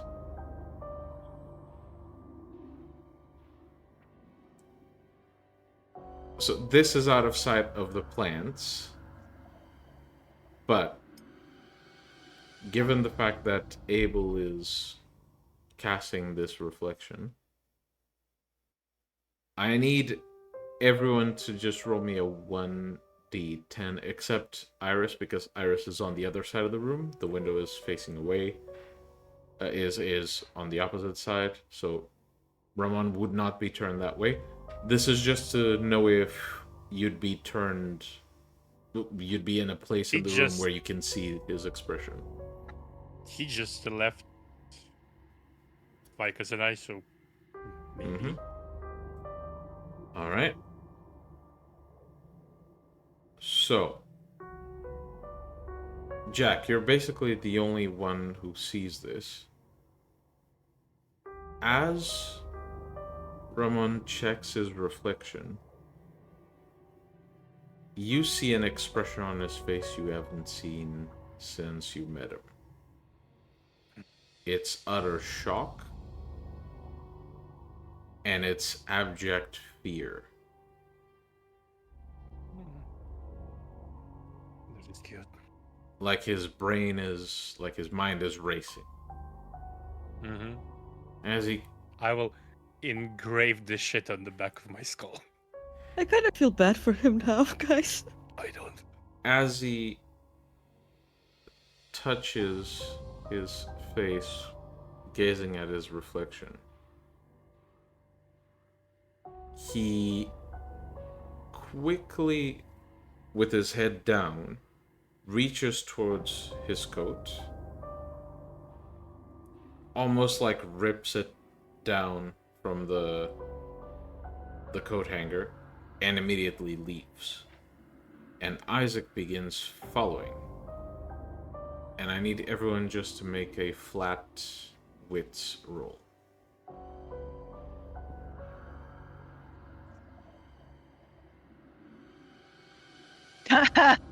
Botch. Beleş.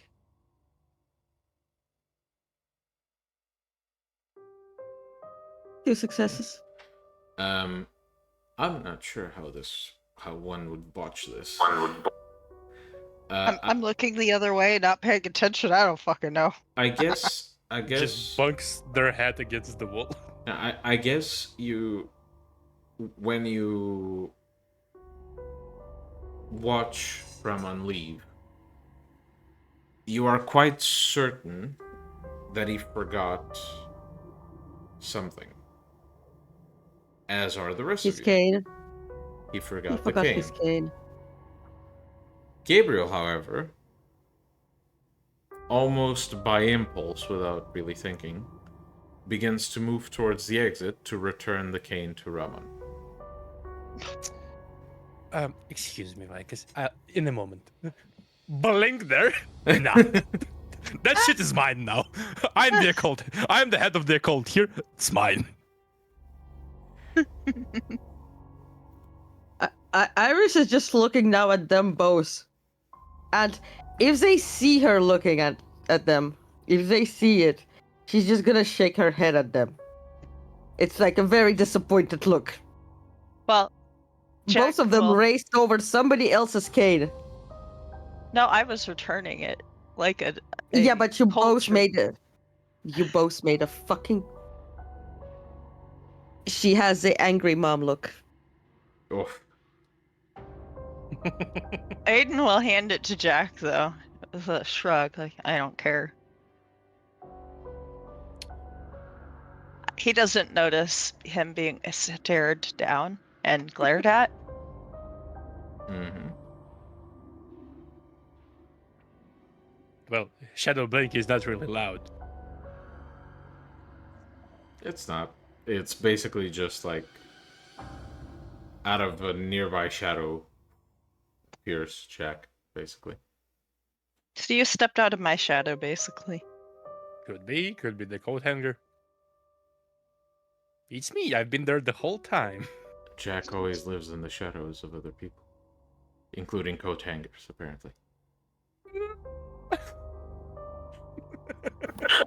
But yes, so Jack, you have Ramon's cane in your hands. However, given Gabriel's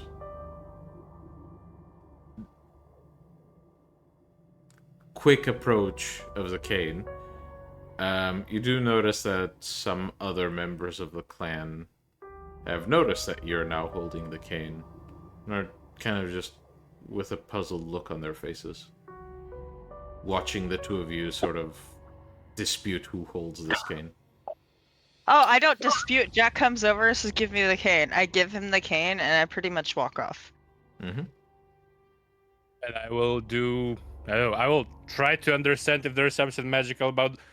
Oh, I can do wars and that. I can disenchant this shit. Iris just, you feel a pressure on the back of your mind. Iris is still looking at you like a disappointed mom. Turn into him without the magic, if there is any. Well, I will. Out of the goodness of my black heart. Iris returned to him the cane as it was. She's in your mind. He's a No priestess. fun. Jack, Behave. could you roll me willpower, please? Permanent? Yeah. Pelese. I'm not that petty. Okay. I'm not that petty. No, it's okay. As you hold the cane and you hear all of this influence coming from so many other places, you feel this emptiness call out to you. You almost feel the same sensation as when you're starved of blood looking at a vessel right in front of you. and you hear this very faint breeze rush by your ears even though you don't feel it. You spot faint silhouettes of that same shape you have visions of from time to time. And you only feel this impulse to consume whatever's on this object, even though you don't understand exactly what it is.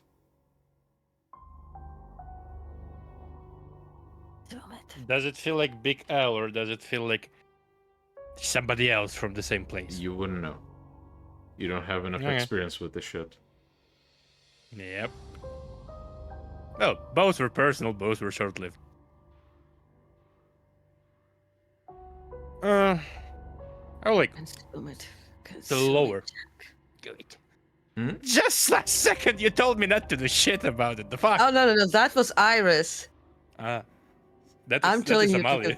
Lily's Yeah. like, do it. Do In character. I am also like, Don't do you it, do dare. it, do it, do it, do it, Out of character. Do it. do it, do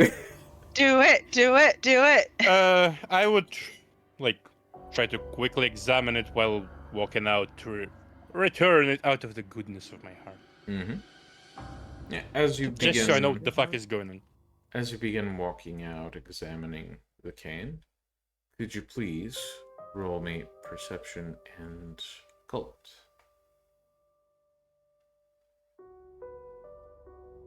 Occult.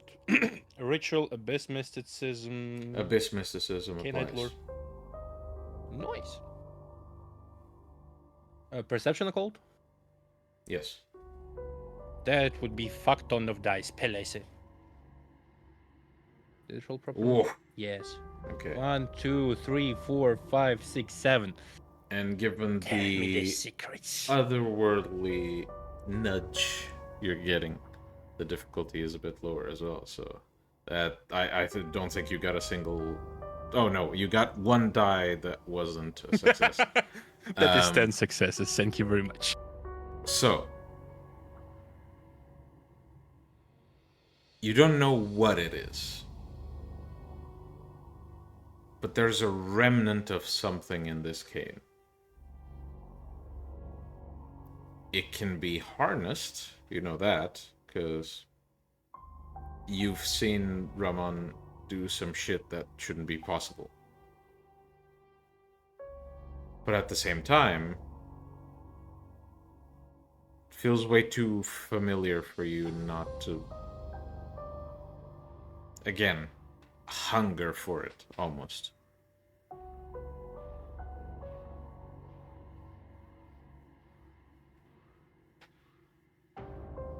Amalia, if that's a demon, you owe me a drink.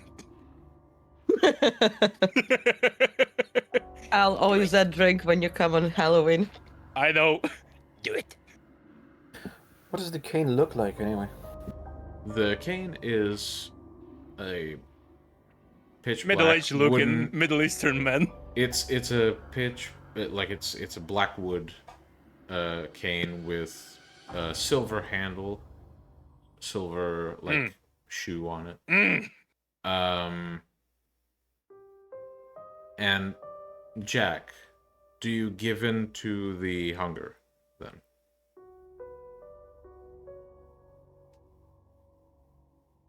I almost want to ask the hunger what's in it for me. You can do that if you wish. It's up to you entirely what you do with this information. Essentially. It's a fucking toss-up if it's a demonic or not. Up to you. Does it feel sorta like the sword of the Huntress? In a way, but less hostile. Like less willing to hurt you if you reach out to it. Almost like the difference between feeding on hunters and feeding on the general population. Yeah.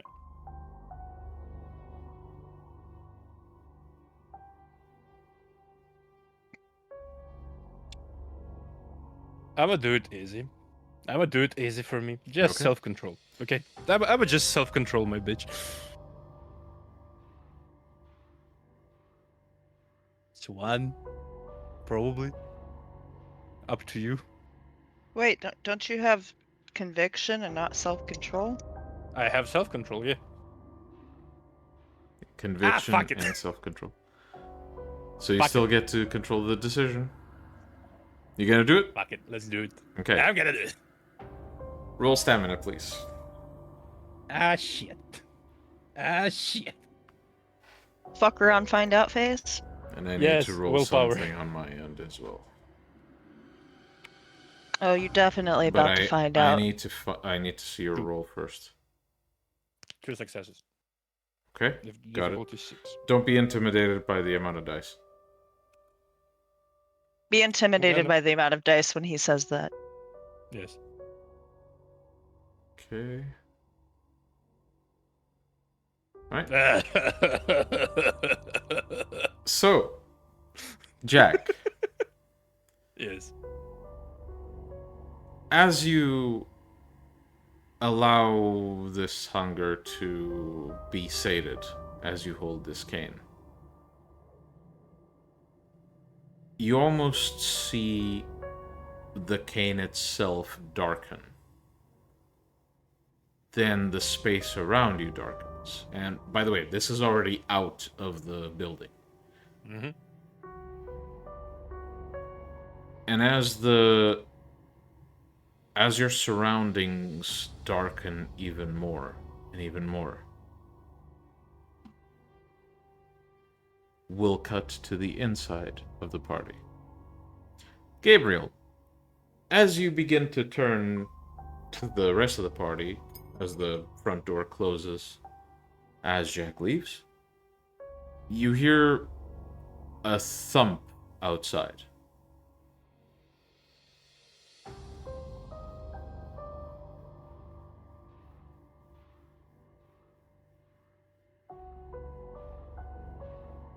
Gabriel?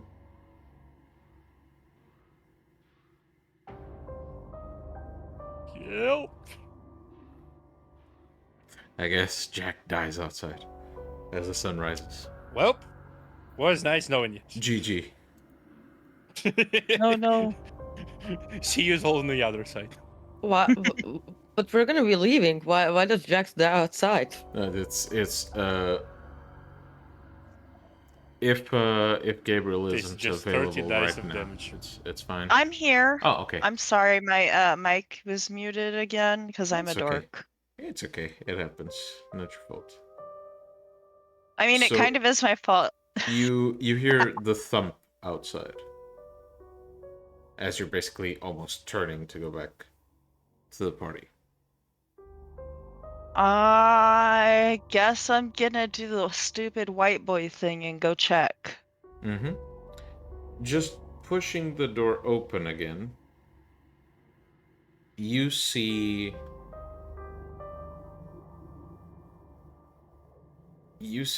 Jack on the floor, stiff as a board.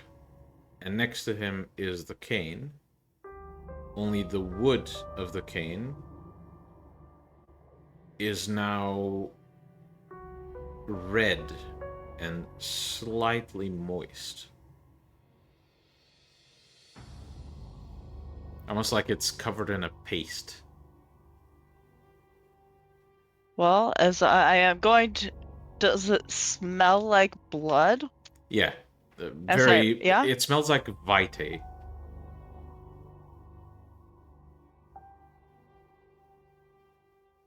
Well, as I've just recently smelled Jack's vitae and everything, is it his? Mm-hmm.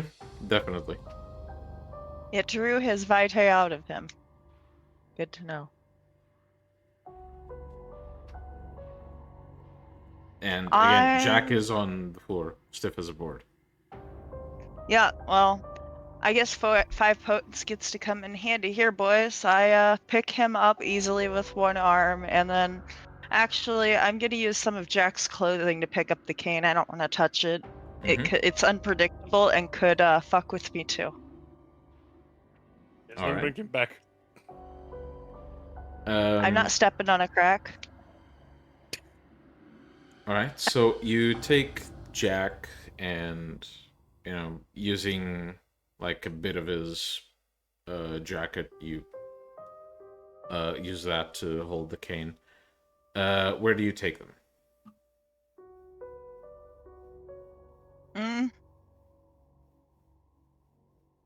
We should have a nearby vehicle I can stash him in for a minute. I do not believe it would be a good idea for him to come back inside like this. Yeah, of course. Yeah. I mean, you came by car. You can just put him in the trunk of the car.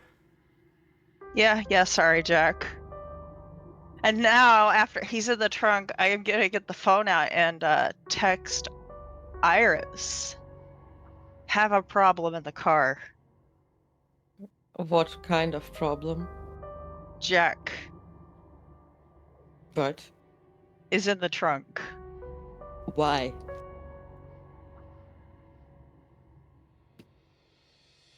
I think you need to come see. Why left on red for a minute? I think you need to come in here and see. Tries to snap a picture. The picture is blurry as shit. Iris, Now, I'm going to actually tell to Olivia because if I start leaving, it might attract attention. Yeah, you don't even get to tell Olivia. Olivia, as you turn to Olivia, Olivia stops looking at you and immediately begins walking outside. I love that. Like Iris would get a single moment of privacy around Olivia. Nah, bitch. Nah. You that's got an hot. archbishop that makes a bunch of bad decisions. You need a paladin who functions as the Makes fucking sense. filter. Who unfucks the domain? Yes. As Olivia approaches the car, looking frustrated, turns to you, Gabriel. I popped the trunk Oh, great. and show her. Hold on. Olivia looks into Jack's eyes, and after examining him for a moment,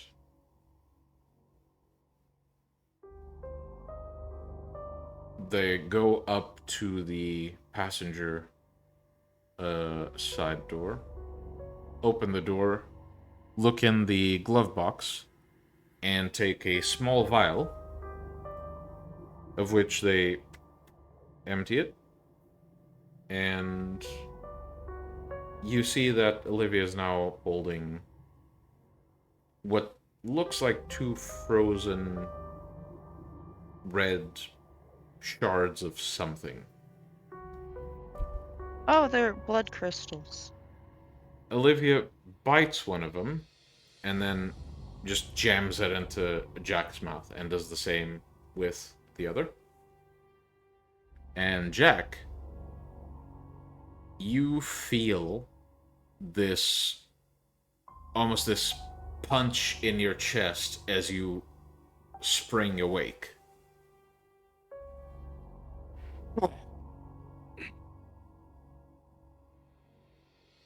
fuck happened? Tell us that. Why tonight? Why tonight what? You have a position of power. Iris needs to present a strong face to the domain. You need to prove yourself as a bishop. Why did you choose tonight to have another one of these bad ideas? What did you do? I decided to bring the fucking cane to Ramon. The cane. I think you decided to do more than that. It drew out all of your vitae. What were you doing? That's not vitae. Then what is it? Olivia basically places a finger on the cane and, dragging it along, lifts it, and what you see is remnants of essentially shredded flesh.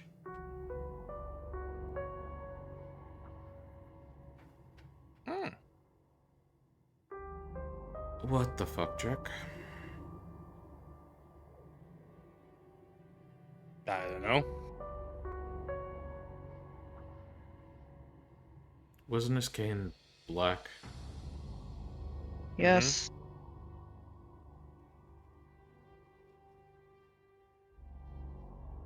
Oh, great. Jack, open your shirt. Jack, open your shirt. I should probably go outside as well. I mean, if you're concerned enough, you may. Well, they're taking an awful long time. Mm-hmm. Yes, Like, come out. Please, no. Stop gathering. We don't need to draw attention Stop to this. being suspicious. Don't be Don't- suspicious. Don't be suspicious. Of course, you fucking ADHD gremlins. No one here has self-control.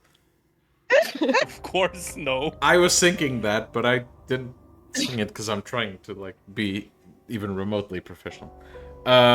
You said a phrase that in the song, or that triggered a thing. I'm sorry. I know. Yeah, Jack will like open his shirt. Yeah. Olivia basically just pushes you by the neck onto the car and begins, quite non-ceremoniously, just carving open your chest. Was seen worse. Yep, I'm gonna act like Lookout right now. yep.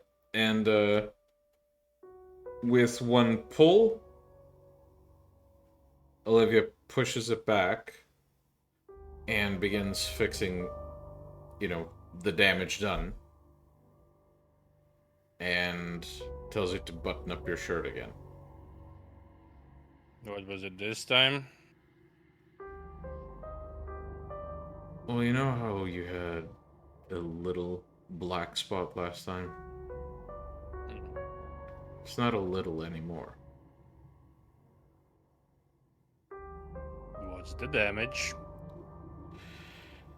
If I had to guess, that's about a quarter of your heart that was just ripped out.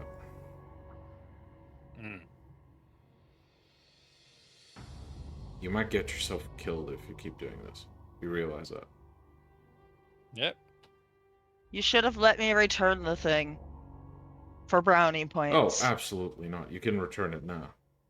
But that Oh, cane should have to never return it. have made it back to Ramon with that. I would still prefer it if Jack didn't just consume every bit of shadows he comes across, but that's just me. I'm going back into the party. And as Olivia turns around, sees Abel approach, and says, "Deal with it as you wish," and goes back inside. Back inside. So, the cane now looks different from what it was before. Yes. It's covered in Jack's It- previously not so black heart. the wood used to be very, very dark. Like, it was like pitch black wood almost. Now, it's like a reddish brown. And it's covered in fleshy gunk, basically. It's Mhm. covered in the remains of his heart. Yeah. Does it? Am I safe to assume that it only also feels like a fleshy gunk to the touch? Well, it feels like wood covered in this fleshy This shit gunk. deteriorates quickly. Jack's 100 years old. Oh, it's and not 70 years dead. deteriorating. Not anymore. It's not deteriorating. It bonded with the staff or something. Okay, I'll just make it look like it was it before, and Mm-hmm. and feel gonna like it clean probably it. was before. Are you gonna clean it first, maybe? Oh, I don't What's know. that? Well, is it removable? I mean, you can take a napkin and like remove Okay, the chunks, but the wood still looks sort of a reddish brown instead of the black it used to be. I'll remove the fleshy gunk and make it look black. Mm-hmm. All right. I don't think you need a roll for that, so it now looks black. Yeah. Although there's this I don't know how far Ramon got and how far he lives from us, so I'm probably going to have to make it permanent. All right. Okay, and while I'm doing that, I'm just gonna slightly make the silver hander feel, just microscopically bigger. You son of a bitch. Okay. And kind of like had a tiny speck of rust that might feel uncomfortable to the palm. All right. Ugh, My God, you are evil. my gut, you're on path of petty. And perhaps, slightly make it a bit off balance. Oh, you were Noted. diabolical, sir. I As you applaud you. are putting the finishing touches on this abomination, Ramon seems to come back. Now his coat is on, but he seems to be in a bit of a hurry.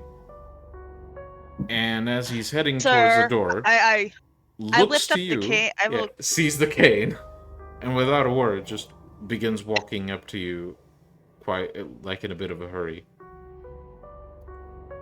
My apologies, I seem to have forgotten my cane. Ah, Jack at We this all point, have like our the third guy from American Psycho who's just smoking in the background. Ramon Jack just pretends. looks to you, essentially sitting in the trunk, and with a couple of blinks, just turns to the others, not asking any questions.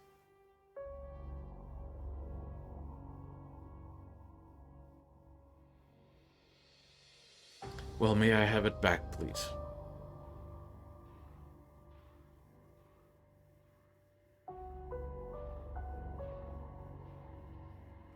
If No. Abel doesn't hand it Nice. back, I'm gonna take it from him. I'm probably holding it, so yeah, of course.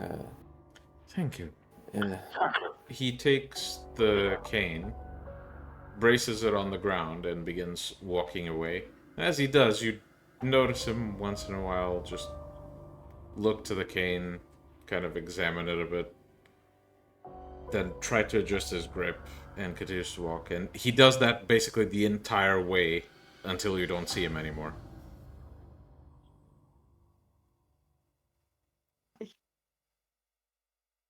Well, it's so diabolical. Poor man. I He's think, evil. hard to live with a limp like that.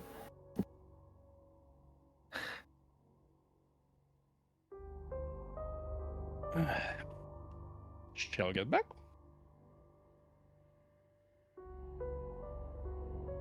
Oh yes, Mm-hmm. party time.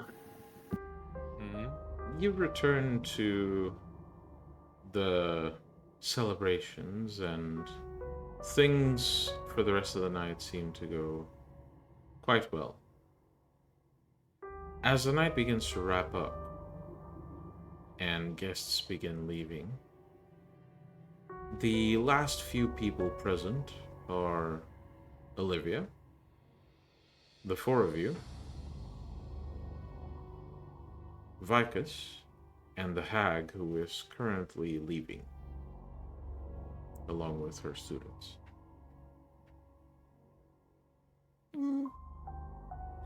Iris will basically say her goodbyes to the hag. Tell Mhm. her to consider my words. might be a good position of increasing your reach.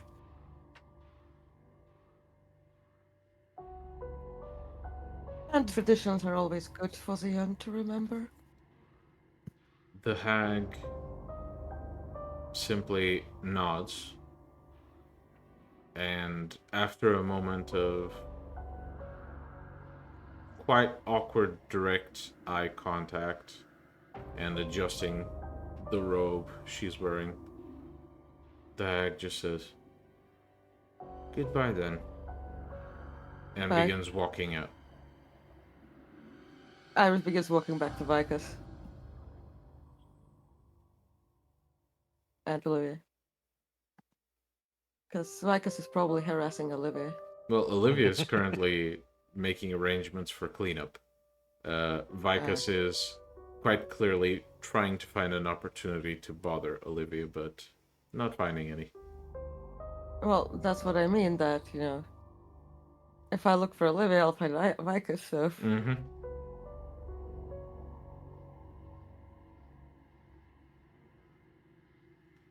So, quite successful. Yeah, yes. I think we should do this again sometime. Aye. Preferably in a few months. I'm going to be quite busy.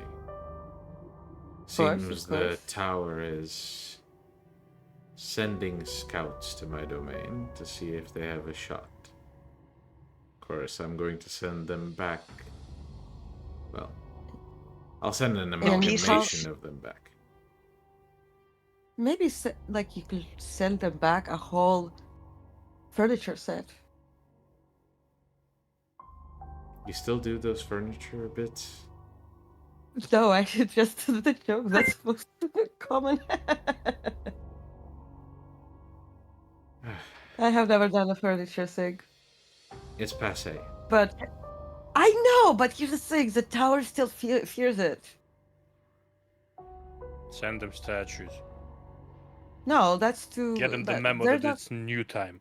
I was gonna No, but just mix it all into one creature and just send that back, but I That like your creativity. Maybe you should learn But how to do all of this so I can really have a good look at your brain. I want to see what you come up with. Regardless, I should be leaving soon. Do you have any business to discuss with me before I go?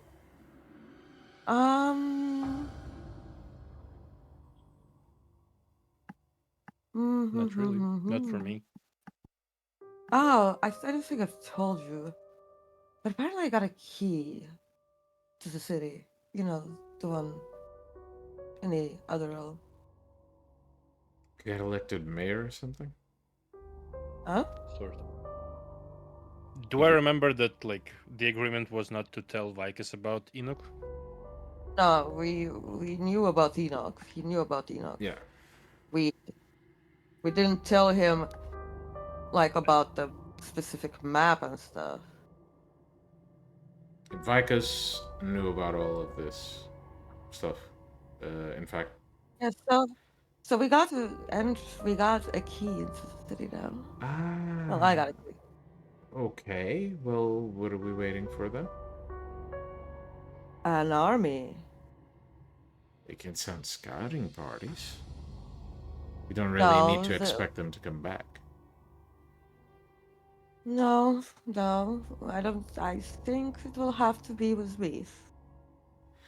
It's All right then. dating. And also, by the way, since now is a good time as ever, because this is probably the only time when Olivia, I'll be safe to talk right now. Olivia stops the cleanup. And Iris does as well. She just, like, you know, uses green sight. Yeah, just 1 second. I'm going to make sure. And Olivia basically vanishes into the breeze. The rest of you are still around, by the way, while Olivia's out Come searching. over here. Gabriel, come over here. He does. Iris took waits for Olivia to come back. I'm She's like basically holding up her hand with a finger as in like a waiting motion, as she's also scanning the area with her grey sight. Yeah, eventually Olivia does return. Basically you get the heads up that everything's... Iris, Yeah. so officially know this Gabriel, but meet Aidan Conroy, a defector from the Talmahera, who has been in that city. Uh-huh. And we can trust him because... Well, because he has earned our trust, and, well, rather, he has earned the approval of, and she points towards Olivia. He's been checked. Plus, not like he can run away anymore. Vika seems to observe Gabriel quite closely. Then after grabbing Gabriel... his chin without really asking for permission, kind of turns his head one way and the other and says, quite good modifications on him. Who's That was responsible Jasper? for this work? Jasper? He had some practice. Yeah, he did. He's been improving. He needs work just on the finishing bits. Usually leaves a couple of fragments, but it's only something a trained eye can spot. Right. Aidan, was it? Gabriel, while we're around people. Sure. So you can use that. Yes, Gabriel. it's Aben and Gabriel. I don't really care. You're a bit of a stick in the Oh, mud. by the way, did Gabriel drop his surfer dude act? Yeah, he dropped it on Okay, accident. good. Yeah. Yeah, Vikas he used just, comment about him being a stick in the mud, and he just, oh, right, smile. Sorry about that, man. Sorry. He's been practicing, not acting like a stick in the mud, which is very typical for his bloodline, apparently. What? True Bruja. And she's like waiting, like to see like what's Vicus's reaction. Vikas is probably waiting for another shoe to drop. Vikas looks at you with a bit of a dropped jaw, then turns to Gabriel again with the same expression. Who's lifting an eyebrow now with a smirk? Sassy.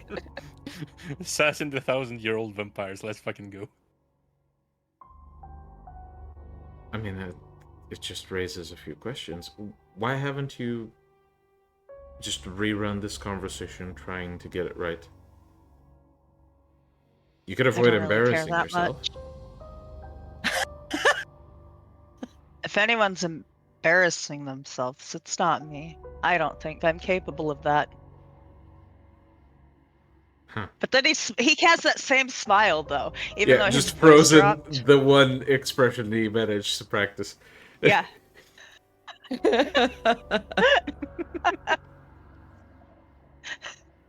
He does have a bit of a weird smile, and Vikas just starts like messing with the corners of your face, just like it's more like that. Adjusting. So This would have been the perfect point for me to have my camera on and start pretending like you're doing it. Next time. Next time. Well, what information do you have on the inside? Quite a bit. I'll go on. I mean, Jack's head also has some of it. The layout is gonna be a bitch. It's non-Euclidean. I see. It is in the Shadowlands. Okay. How do we get there? In numbers.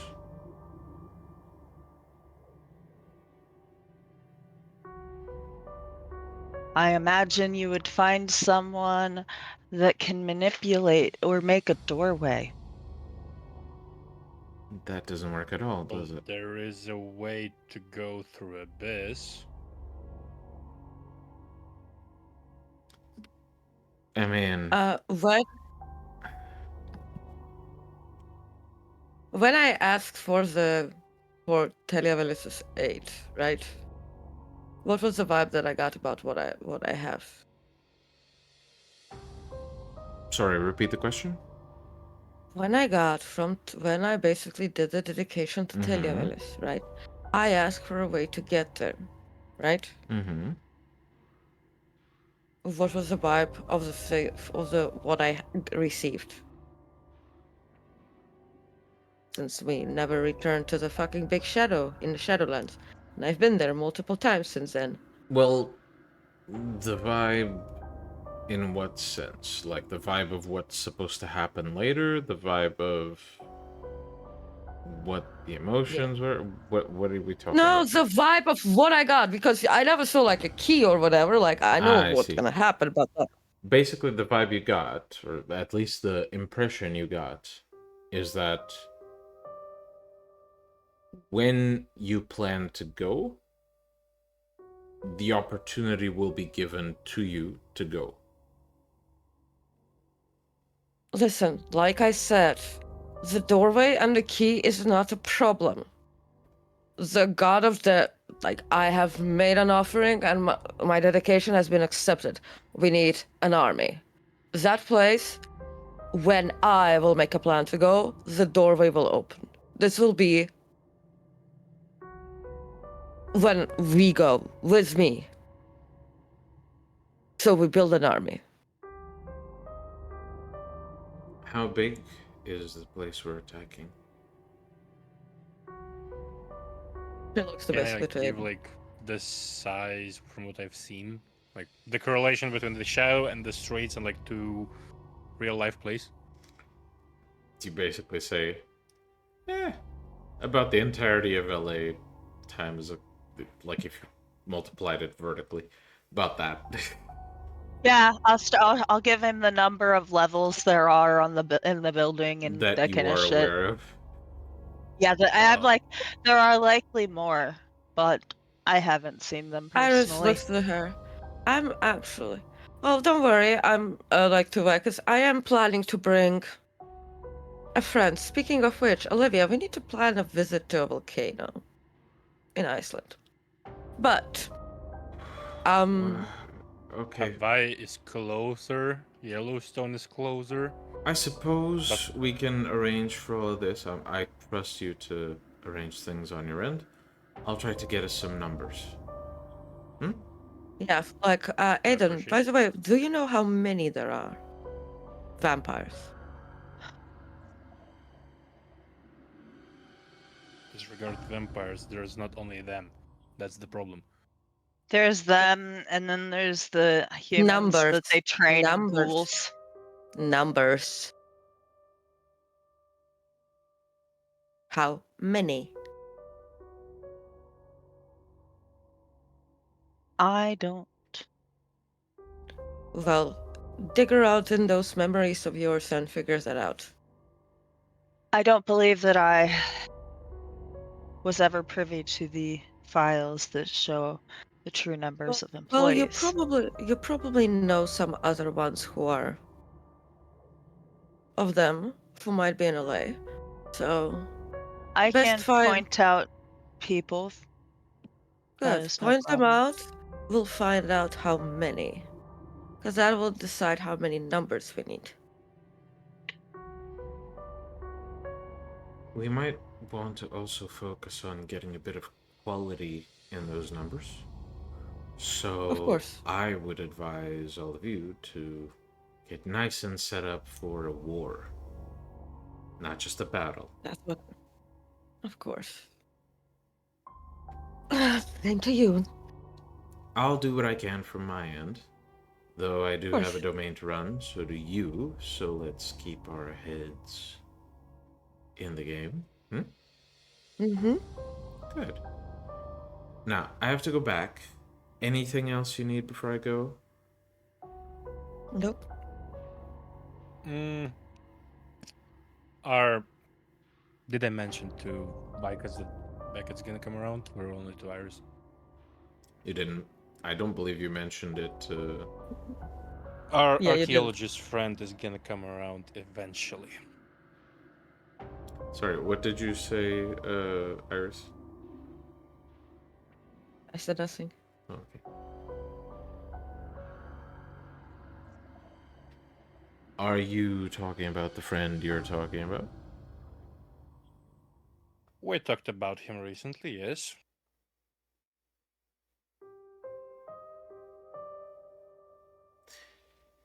I'll be visiting in the Stand by next the few heat. nights then. I will And make sure Vicus to send basically an just official begins invitation. walking towards the Oh exit. my god. I will have to send for a fucking plane, don't I?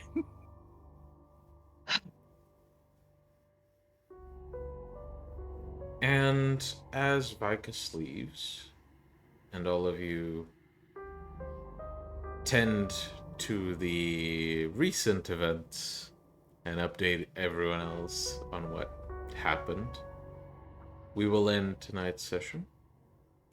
I hope everyone has enjoyed, and we will see you here next week for the next episode of Beyond Bye-bye. Armageddon. See you. Bye-bye.